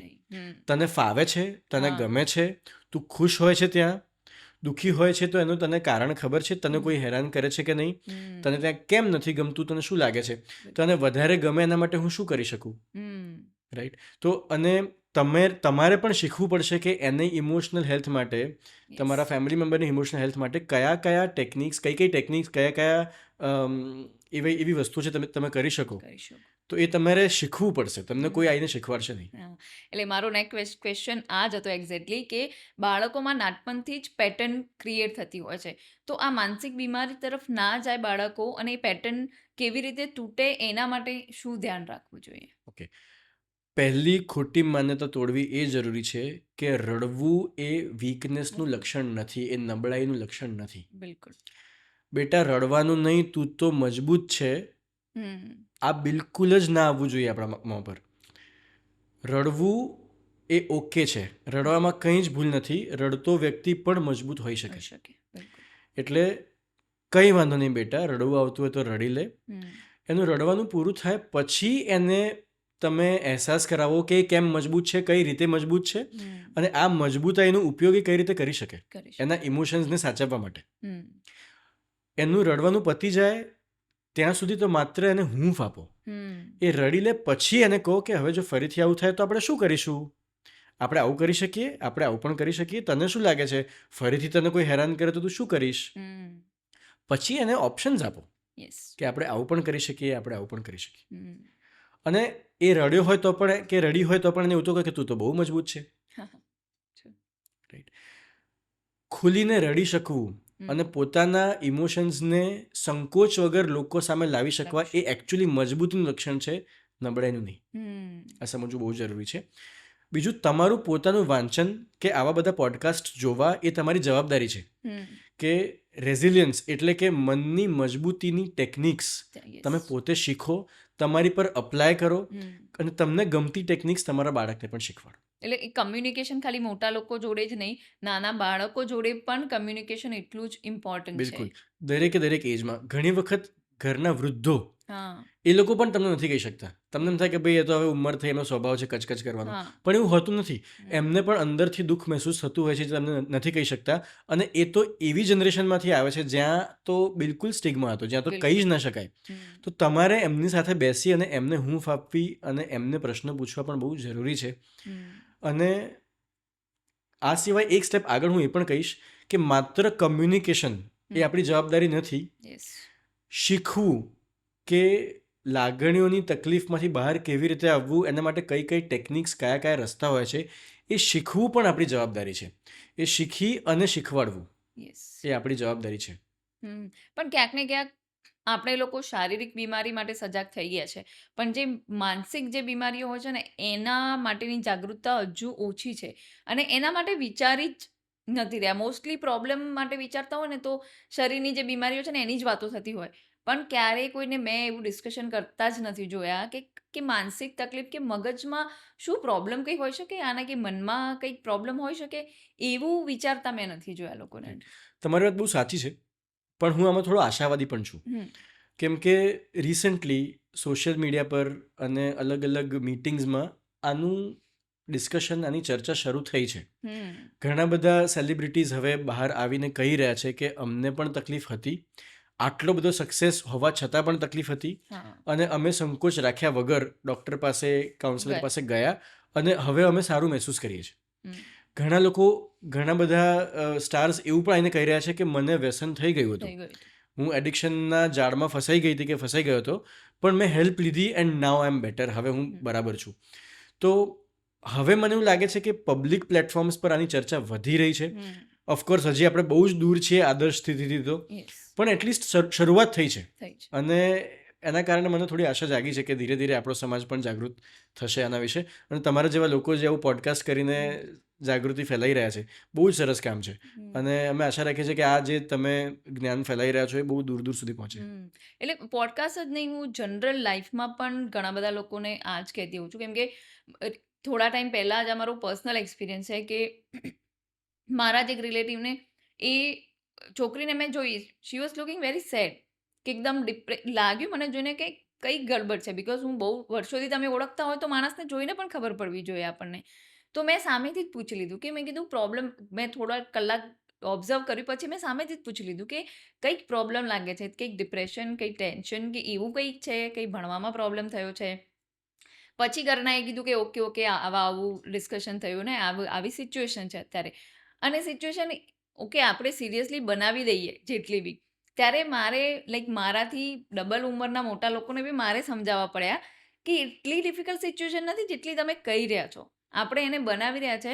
તમારી સામે એ છોકરી બેઠી છે, એટલી ડિપ્રેસ છે, કાલે કંઈક કરી દેશે તો એના માટે તમે લોકો જવાબદાર થશો. તો એની ચોઈસ માટે થઈને એને આટલું પિનલાઇઝ ના કરો કે માણસ વિચારતો જાય કે સાલી મારાથી આટલી મોટી ભૂલ થઈ ગઈ છે અને એ કંઈક ખરાબ પગલું ઊભું કરે. તો એ આવું વિચારતા હોય ત્યારે તમારી જોડે શું આવા કેસ આવતા હોય કે ડિપ્રેસ થઈને લોકો સુસાઇડિકલ થઈ જતા હોય? રાઈટ. હું બંને વસ્તુ જવાબ આપીશ. પહેલું કે ફેમિલી પોતાની ઈચ્છાઓ, પોતાના ડિસિઝન્સ થોપવાનો પ્રયાસ ઘણીવાર કરતા હોય છે. બિલકુલ. હા, એ વાત સાચી કે વૃદ્ધ લોકોને અનુભવ વધારે છે, અને એ લોકો અનુભવથી જ કહેતા હશે, પણ જે તે વ્યક્તિની ઈચ્છાઓ, એના સપના પણ બહુ જ મહત્ત્વના છે. તમારા સપનાઓ તમે એમની પર ના થોપશો, એમને એમની રીતે અમુક વાર એમને ભૂલ કરીને શીખવા દો, યસ. રાઈટ, પણ તમારા ડિસિઝન્સ એમની પર થોપશો નહીં. આ બહુ જ સારી વાત તમે કીધી. બીજું કે ઘણી વખત ડિપ્રેશન, હતાશા, ઉદાસી એટલી બધી ઊંડાણ સુધી પહોંચી જતી હોય છે કે ખુશી બિલકુલ મહેસૂસ જ ના થાય, અને પોતાનું દુઃખ બંધ નથી કરી શકતા. એ લોકોને પછી જીવન જ પૂરું કરવાની ઈચ્છા થતી હોય છે, કેમ કે એમને કોઈ રસ્તો દેખાતો નથી, અને કાં તો રસ્તો બતાવવાવાળા લોકો નથી હોતા, કાં તો રસ્તો બતાવવાવાળા લોકો હોવા છતાં અંદરની જ હતાશા એટલી બધી કોરી ખાતી હોય છે કે એમને જીવવામાં કોઈ સાર દેખાતો નથી. અહીંયા એ જાણવું બહુ જરૂરી છે કે જો કોઈને મરવાના વિચારો આવતા હોય તો એને બિલકુલ હળવાશથી લેશો નહીં. જેમ કોઈ પણ શારીરિક રોગમાં ઇમરજન્સીમાં તમે જેમ દોડો છો, એવી રીતે આને પણ એક ઇમરજન્સી ગણી અને તરત જ અમારી પાસે લઈને આવો. તમને પાક્કી ખબર ના હોય, તમે શ્યોર ના હો કે આ ખરેખર સુસાઇડલ થોટ્સ છે કે નહીં, છતાં પણ જોખમ ના લેશો, અમારી પાસે આવો, અમને એક વખત એસેસમેન્ટ કરવા દો. અમારી પાસે ઘણા બધા રસ્તા છે એ એસેસમેન્ટ કરવાના, કે અમે એ જાણી શકીએ કે આ ડિપ્રેશનનું ઊંડાણ કેટલું છે, આ કેટલું તીવ્ર છે, અને એને એ તબક્કા પ્રમાણે અમને હેલ્પ કરવા દો. પણ આને હળવેકથી ના લેશો. ક્યારે પણ એક વીક ક્ષણમાં, એક નબળી ક્ષણમાં કંઈ પણ થઈ શકે છે. તો આમાં તરત જ કોઈની મદદ લો, એ બહુ જરૂરી છે. અને અત્યારે મેઇન તો એક બીજું બી વસ્તુ જ્યારે ઇફેક્ટ કરે છે તમારી માનસિક હેલ્થને, એ છે તમારું કરિયર અને સ્ટ્રેસ. જે વર્ક સ્ટ્રેસ જે લોકોને હોય છે એનાથી ઘણા બધા માનસિક રોગોનો પ્રોબ્લેમ થતો હોય છે. તો આને ટેકલ કેવી રીતે કરી શકાય? હમ. જો સામાજિક રીતે આપણે એવું શીખ્યા છીએ ગઈ જનરેશનમાંથી કે તમારું કામ એ તમારા જીવનનો સૌથી ઇમ્પોર્ટન્ટ ભાગ છે. યસ. અને આજુબાજુના લોકો, વર્ક એટમોસ્ફિયર ઘણીવાર ટોક્સિક હોય તો આપણે આ માનસિકતામાંથી જલ્દી બહાર નથી આવી શકતા. એટલે કોઈ પણ પ્રેશર વર્ક પર આવે કે કોઈ પણ ભૂલ પડી જાય કે આજુબાજુના લોકોએ કંઈ કહી દીધું કે બોસે કંઈક ટોન્ટ માર્યો તો એ આપણા માટે જરૂર કરતાં બહુ મોટો ઇશ્યુ થઈ જાય છે. આ સમયે આપણે આપણા લાઈફના અલગ અલગ ભાગોને, અલગ અલગ રોલને બેલેન્સ નથી કરી શકતા. એટલે એ અવેરનેસ બહુ જરૂરી છે. આપણે સમજીએ કે આપણે માત્ર એક એમ્પ્લોય નથી. સૌથી પહેલાં હું છું, right, I am myself. પછી હું એક ફેમિલી મેમ્બર છું, જેમાં હું એક સન છું કે ડોટર છું કે બ્રધર છું કે સિસ્ટર છું, હસબન્ડ છું, વાઈફ છું, મધર છું, ફાધર છું. એ રોલ્સ છે. પછી હું એક એમ્પ્લોય છું, રાઈટ. અને આની વચ્ચે હું ક્યાંક એક ફ્રેન્ડ પણ છું, એક બેસ્ટ ફ્રેન્ડ પણ છું, રાઈટ, એક સપોર્ટર પણ છું, એક નેબર પણ છું, એક રિસ્પોન્સિબલ સિટીઝન પણ છું. આ બધા જ રોલ્સ વચ્ચે જો બેલેન્સ નહીં હોય, જો બેલેન્સ એક તરફ નમી ગયું, પછી પ્રોફેશન હોય કે કોઈ પણ રોલ હોય, આમાંથી કોઈ પણ રોલ તરફ એક તરફ વધારે ઝૂકી ગયા તો એ રોલમાં આવતી દરેક નાનામાં નાની વસ્તુઓ તમને મોટી લાગવાની જ છે.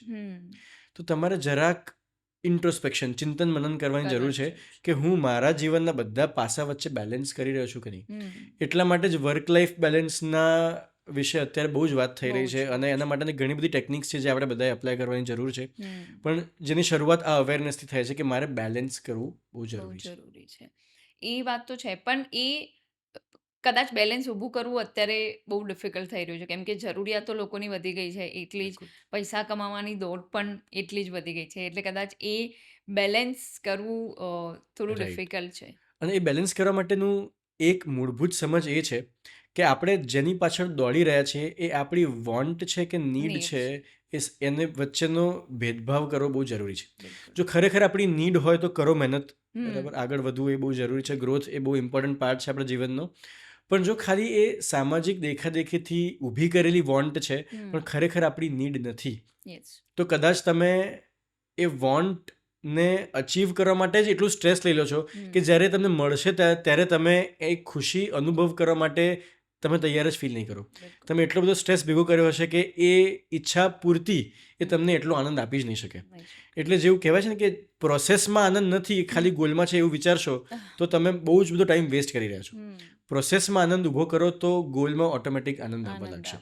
અને તમે કીધું પ્રમાણે આપણે આપણી નીડને સમજીને અને જરૂરિયાત પૂરતું જ જો ગોલ રાખીએ તો જીવન ઘણું બધું ઇઝી અને મજાવાળું થઈ શકે છે. બિલકુલ. લાઈક કરિયરની જે વાત કરીએ એના પછી આપણે જોઈએ તો લવ અને મેરેજ પર આવે છે, તો એક સાયકાસ્ટ્રિસ્ટ છો એટલે હું પૂછવા માંગુ છું કે એક રેડ ફ્લેગ શું હોય? લાઈક અત્યારની છે ને સેન્જીમાં અત્યારે રેડ ફ્લેગ, ગ્રીન ફ્લેગ આ બધું બહુ ચાલે છે. તો તમારા હિસાબે લાઈક લવ રિલેશન જ્યારે હોય ત્યારે એમાં ગ્રીન ફ્લેગ અને રેડ ફ્લેગ શું હોઈ શકે?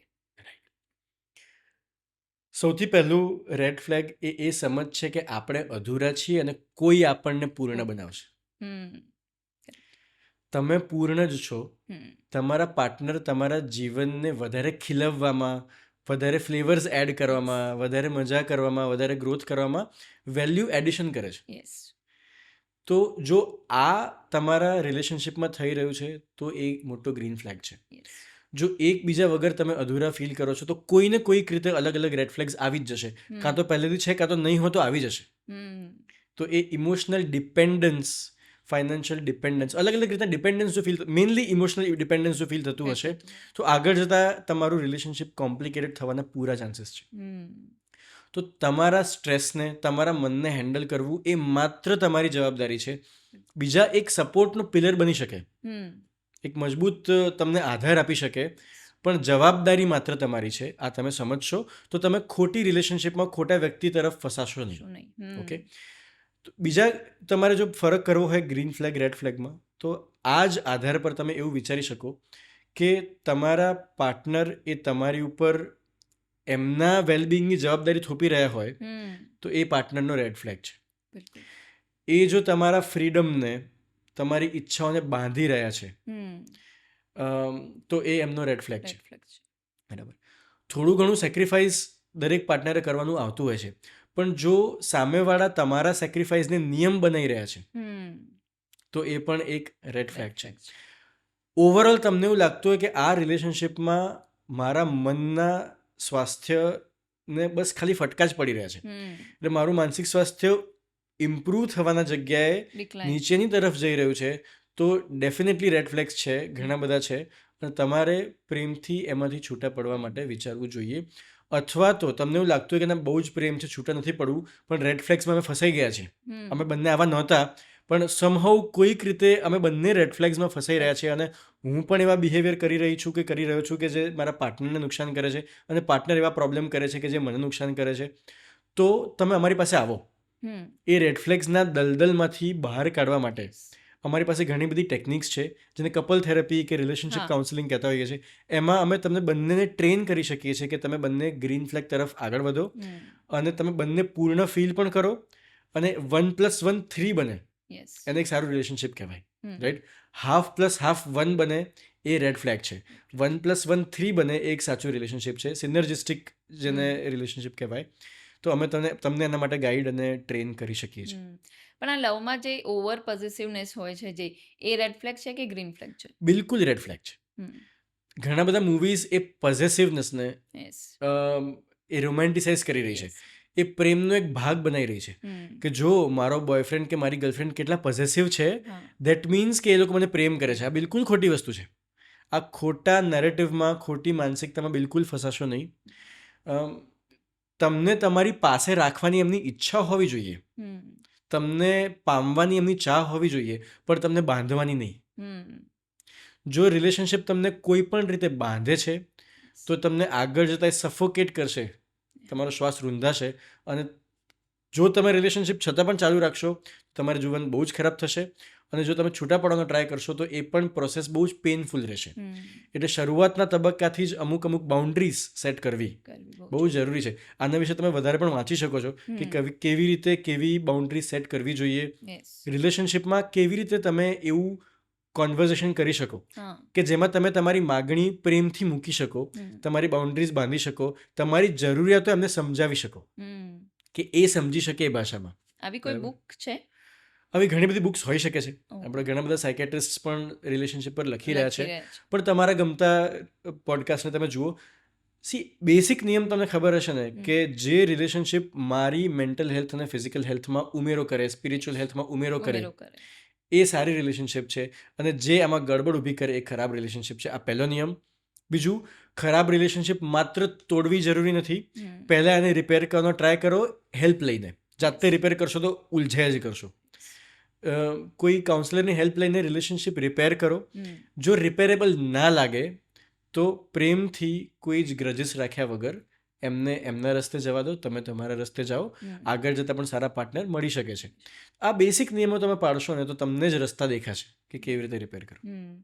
તો હવે લાઈક લાસ્ટ પાર્ટ છે આપણા પોડકાસ્ટનો, એટલે હું થોડા મિથ્સ અને ફેક્ટ્સ પર જવા માંગીશ કે જે મેન્ટલ ઇલનેસને લઈને આપના હિસાબે આ ફિલ્ડના શું મિથ્સ છે અને ફેક્ટ્સ શું છે? તો અમુક બેસિક મિથ્સ જે આપણે વાત કરી છે, હું ફરીથી રિપીટ કરીશ કેમ કે બહુ જરૂરી છે. પહેલું, માનસિક તકલીફો કે સાયકોલોજીકલ ડિસઓર્ડર્સ કે વ્યસન, એડિક્શન્સ એ કોઈ વ્યક્તિની ચોઇસ છે એવું માની લેવાનું નથી, રાઈટ. એ એમાં ફસાઈ ગયા છે. બીજું, એ એમના સ્વભાવની નબળાઈ પણ નથી. બહુ જ મજબૂત લોકો, મજબૂત માનસિકતા મનોબળવાળા લોકો, even president, prime minister, leadership લેવલના લોકો પણ આની અંદર ફસાઈ શકે છે. તમારા મૂડ હોર્મોન્સનું ચક્ર તમારા હાથમાં હોતું નથી, એ ક્યારે પણ તમને માનસિક તકલીફો તરફ લઈ જઈ શકે છે.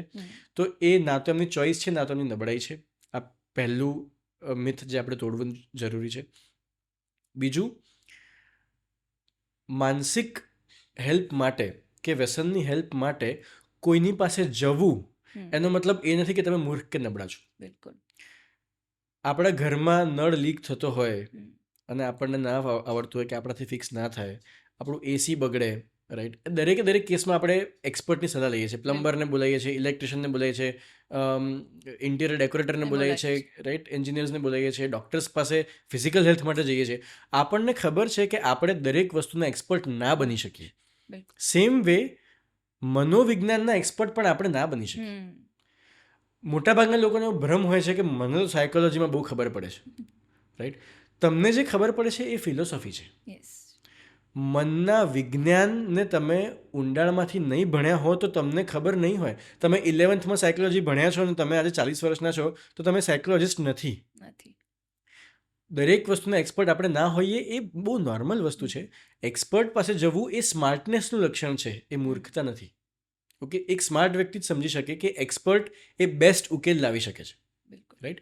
તો એક એક્સપર્ટ પાસે જવું એ બિલકુલ ખોટી વસ્તુ નથી. એ એક ફેક્ટ છે જે આપણે સમજવું પડશે. બીજું, એવું લોકોને ભ્રમ હોય છે કે સાયકેટ્રિસ્ટ જે દવા આપે હા, એ બહુ એડિક્ટિવ હોય છે, મારો ક્વેશ્ચન હતો જ. રાઈટ. અમે જે દવા આપીએ છીએ એમાંની મોટાભાગની દવાઓ એડિક્ટિવ હોતી નથી. નથી. મોટાભાગની દવાઓ એ જડમૂળમાંથી આને રિપેર કરવાની દવા હોય છે. આ એડિક્ટિવ નથી હોતી. તમે જરૂર પહેલાં ટ્રીટમેન્ટનો કોર્સ પૂરો કર્યા પહેલાં બંધ કરવાનો પ્રયાસ કરો અને તમારા લક્ષણો મટે નહીં તો એ ટ્રીટમેન્ટ ફેલિયર નથી, એ દવાનો પ્રોબ્લેમ નથી. તમે કોર્સ પૂરો કરો પછી અમે જ તમારી દવા ધીરે ધીરે બંધ કરી આપીશું અને દવા બંધ થઈ જશે. એડિક્ટિવ હોતી નથી. જો પ્રોપર રીતે લેવામાં આવે તો દવાઓ બહુ જ સેફ હોય છે. કોઈ લીવર કિડની ડેમેજ નથી થતું, કોઈ એડિક્શન થતું નથી. અમે તમને છોડાવી આપીશું. તમે જો અમુક સ્ટ્રોંગ દવાઓ ડૉક્ટરને પૂછ્યા વગર મેડિકલ સ્ટોરમાંથી જાતે જ લીધા કરશો તો કદાચ એનું એડિક્શન થઈ શકશે. પણ અમે કીધા પ્રમાણે એ ડોઝમાં લેશો તમને કોઈ તકલીફ નહીં પડે, રાઈટ. કોઈ પણ તકલીફ પડે તો એ અમારી જવાબદારી છે કે અમે એને સોલ્વ કરી આપીએ. તો એની ચિંતા કરવાની જરૂર નથી. બીજું એક મિથ કે ગેરમાન્યતા એવી છે કે ડૉક્ટર તો ખાલી ઊંઘની દવા આપી દે. હવે તમે જ પ્રેક્ટિકલી સમજો, એક વ્યક્તિ જે ડિપ્રેશનમાં છે, ઉદાસ છે, હતાશ છે, જેને ઉત્સાહની જરૂર છે, ના કે પડ્યા રહેવાની, તો એને ઉત્સાહ વધે એવી દવા આપીશું કે એને ઊંઘવાની દવા આપીશું, રાઈટ. એને આખો દિવસ ઊંઘ્યા રહેવાની દવા આપીએ તો એ એકચ્યુઅલી ડિપ્રેશન વધારશે. તો અમે એવી ભૂલ નથી કરતા. કોઈને અનિદ્રા હોય અને ઊંઘ સારી આવે એવી અમે દવા આપીએ થોડા દિવસ માટે, એ જરૂરી છે. પણ અનિદ્રા નથી એવા વ્યક્તિને ડિપ્રેશન, એન્ઝાયટી માટે અમે ઊંઘની દવા આપીને સુવાડી રાખવા નથી માંગતા.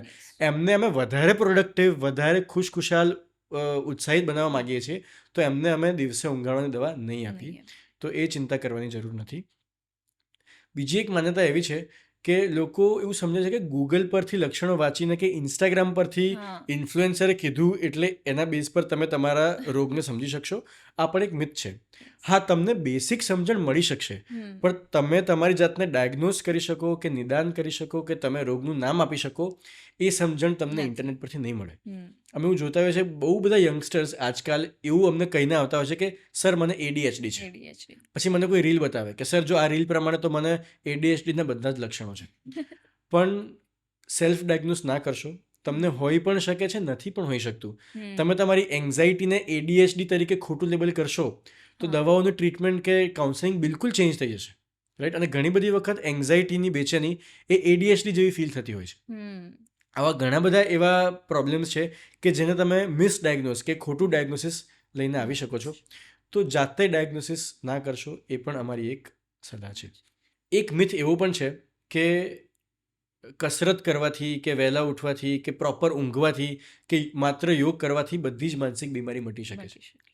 આ પણ એક મિથ છે. આ બધી વસ્તુઓ બહુ જ ફાયદાકારક છે. હું પોતે પણ યોગ પ્રેક્ટિસ કરું છું, હું યોગ શિક્ષક પણ છું.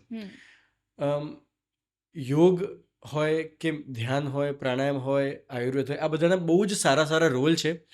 પણ એ વન સ્ટોપ સોલ્યુશન દર વખતે બની શકતું હોતું નથી. જો ઓલરેડી તમને બીમારી થઈ ગઈ છે કે વ્યસન થઈ ગયું છે તો તમારે કોઈક ટ્રીટમેન્ટની જરૂર પડશે જ. એની સાથે સાથે યોગ અને પ્રાણાયામ તમને ઘણો બધો ધક્કો મારી શકે છે, હેલ્પ કરી શકે છે આમાંથી બહાર આવવા માટે, પણ એ ટ્રીટમેન્ટ નથી, રાઈટ. તો કેટલા માત્રામાં કયો યોગ કરવો અને કેટલા માત્રામાં કઈ ટ્રીટમેન્ટ લેવી એનો સમન્વય, રાઈટ, એક હોલિસ્ટિક ટ્રીટમેન્ટથી જ તમે એમાંથી બહુ સરસ રીતે બહાર નીકળી શકશો. આપણે હમણાં ADHDની વાત કરી તો એને થોડું એક્સપ્લેન કરી શકો કે ADHD શું છે? રાઈટ. ADHD એટલે attention deficit hyper activity disorder. એટલે એક એવી સમસ્યા જે હંમેશા રોગ નથી હોતો, એક ઘણી વખતે સ્વભાવનો એક ભાગ હોય છે. જેમાં અ, 3 મુખ્ય લક્ષણો હોઈ શકે અથવા 3માંથી કોઈ પણ 2 પણ લક્ષણ હોઈ શકે. પહેલું લક્ષણ છે અટેન્શન ડેફિસિટ, અચ્છા. એટલે કે એકાગ્રતાનો ભંગ, હમ. જેમાં થોડીક સેકન્ડ પણ એકાગ્ર ના રહી શકાય. ધ્યાન કોન્સ્ટન્ટ ભટક્યા જ કરે, હમ. ડિસ્ટ્રેક્ટ થયા કરે. હા. નાનો મોટો અવાજ આવ્યો કે કોઈ આગુ પાછું થયું, તરત જ ત્યાં ધ્યાન જતું રહે હમ. અને જે કામ કરો છો એમાં ધ્યાન બિલકુલ ના રહી શકે. આને કહેવાય અટેન્શન ડેફિસિટ, એકાગ્રતાનો ભંગ. આ પહેલું લક્ષણ છે. બીજું લક્ષણ છે હાઇપર એક્ટિવિટી, હમ. મતલબ ચંચળતા. હા. એક જગ્યાએ બેસી ન શકવું, એક વસ્તુ કન્ટિન્યુઅસ કરી ન શકવી, વારંવાર કામ ચેન્જ કર્યા કરવું. આપણે સ્કૂલમાં જોતા હોઈએ કે ભાઈ 30 બચ્ચાઓ બેઠા છે પણ એમાં એક બે કોન્સ્ટન્ટ આજુબાજુ ફર્યા કરે છે અને બહુ બેચેન છે. ઘડીકમાં બહાર જોવે છે, બારીની બહાર, ઘડીકમાં આજુબાજુના લોકોને સ્ટડી કરે છે, ઘડીકમાં ઉપર જોવે છે, નીચે જોવે છે, શાંત નથી બેસી શકતા. અમુક લોકોને તમે જોશો કે ભીડભાડવાળી જગ્યાએ કે લાઇનમાં ઊભા હોય તો એક આગા પાછળ જ થયા કરશે, રાઈટ? તો આ હાઇપર એક્ટિવિટી છે. ત્રીજું લક્ષણ છે ઇમ્પલ્સિવિટી, એટલે કે ઉતાવળાપણું, રાઈટ? ઇમ્પલ્સિવિટી એટલે કે ઉતાવળાપણું, મતલબ બહુ ફટાફટ નિર્ણય લઈ લેવા, રાઈટ? ધીરજ ના હોવી. જે તમે કીધું કે કોઈ એક વસ્તુ થતી નથી તો તને છોડીને નવી વસ્તુ શરૂ કરવા લાગશે. એમાં ધીરજથી એક વસ્તુને વળગી નહીં શકે. ઉતાવળા નિર્ણય લઈ લેવા, તો આ બધું ઇમ્પલ્સિવિટી કહેવાય છે. તો આ 3માંથી કોઈ પણ 2 કે ઇવન એક પ્રોબ્લેમ જો બહુ જ વધારે હોય અને મેઇનલી આ પ્રોબ્લેમ કોઈ બીજા કારણથી ના હોય, કે કોઈને ઊંઘ પૂરી નથી થઈ અને બેચેની લાગે છે, કે એ સબ્જેક્ટ ભણવાનો ગમતો જ નથી એટલા માટે અટેન્શન નથી રહેતું, રાઈટ? કે પછી કોઈ સ્ટ્રેસ છે, કોઈ તણાવ છે, કે કોઈ વ્યસન છે એના કારણે નથી કરી શકતા, ચિંતા રોગ છે, ગભરામણ છે, એના કારણે એ લોકો એક જગ્યાએ નથી બેસી શકતા, બેચેની છે. તો એવા બધા કોઈ કારણ વગર માત્ર મૂળભૂત નેચર પ્રમાણે જો આ લક્ષણ જોવા મળતા હોય તો એ ADHD હોઈ શકે છે. ખરેખર ADHD છે કે માત્ર માઇલ્ડ ડિસ્કમ્ફર્ટ છે, એ જાણવા માટે અમારી પાસે અમુક ટેસ્ટ, અમુક ક્વેશ્ચનર્સ છે. જો એ ટેસ્ટ લેશો તો તમને એક્ઝેક્ટ ખબર પડશે કે ADHD જેવો સ્વભાવ છે કે ADHDની તકલીફ છે. ઓકે સર, આ આટલા બધા તમારી જોડે કેસ આવતા હશે અલગ અલગ, તો અમારી જોડે કોઈ તમે ઇન્ટરેસ્ટિંગ કેસ અગર શેર કરી શકો, ઓબ્વિયસલી નામ નહીં લીધા વગર, પણ કોઈ તમને એવું લાગે કે જે શેર કરવા જેવું છે. રાઈટ. ઘણા બધા કેસીસ અમારા માટે ચેલેન્જિંગ હોય છે. ઘણા બધા કેસીસ એવા હોય છે કે જે યુનિક પણ હોય છે. તો આપણે એમની મજાક ઉડાવ્યા વગર એક યુનિકનેસને સમજવા પૂરતું હું તમને અલગ અલગ કેસીસ કહી શકું કે અમુક લોકો ડિપ્રેશનમાંથી બહાર આવવા માટે દવા લે અને પછી ડિપ્રેશનમાંથી બહાર આવીને ખુશ મહેસૂસ કરતા હોય, તો એમના ઘરના બધા લોકોએ દવા લેવા માંડે એવું વિચારીને કે ભાઈ મને મજા આવે, રાઈટ? તો એવા ઘણા બધા કેસીસ અમે જોતા હોઈએ છીએ.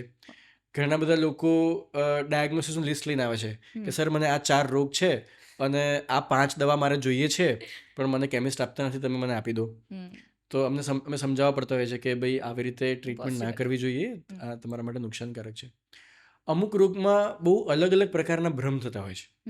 તો તમને એવા અમુક કેસ કહું કે અમે ઘણા બધા પેશન્ટ્સ છે જે અમારી પાસે આવીને કહે કે સર આ હીરો અમારો પતિ છે કે આ હિરોઈન મારી પત્ની છે, પણ એ જાહેરમાં તો ના કહી શકે એટલા માટે તમને કહેતા નથી, પણ અંદર ખાને અમારા મેરેજ થઈ ચૂક્યા છે, કે આ જે મૂવીમાં જે વાત કરે છે ને આ મારા માટે કહે છે, આ મને જોઈને વાત કરે છે, મારી સામે જોઈને વાત કરે છે, આવા ભ્રમ થઈ શકે.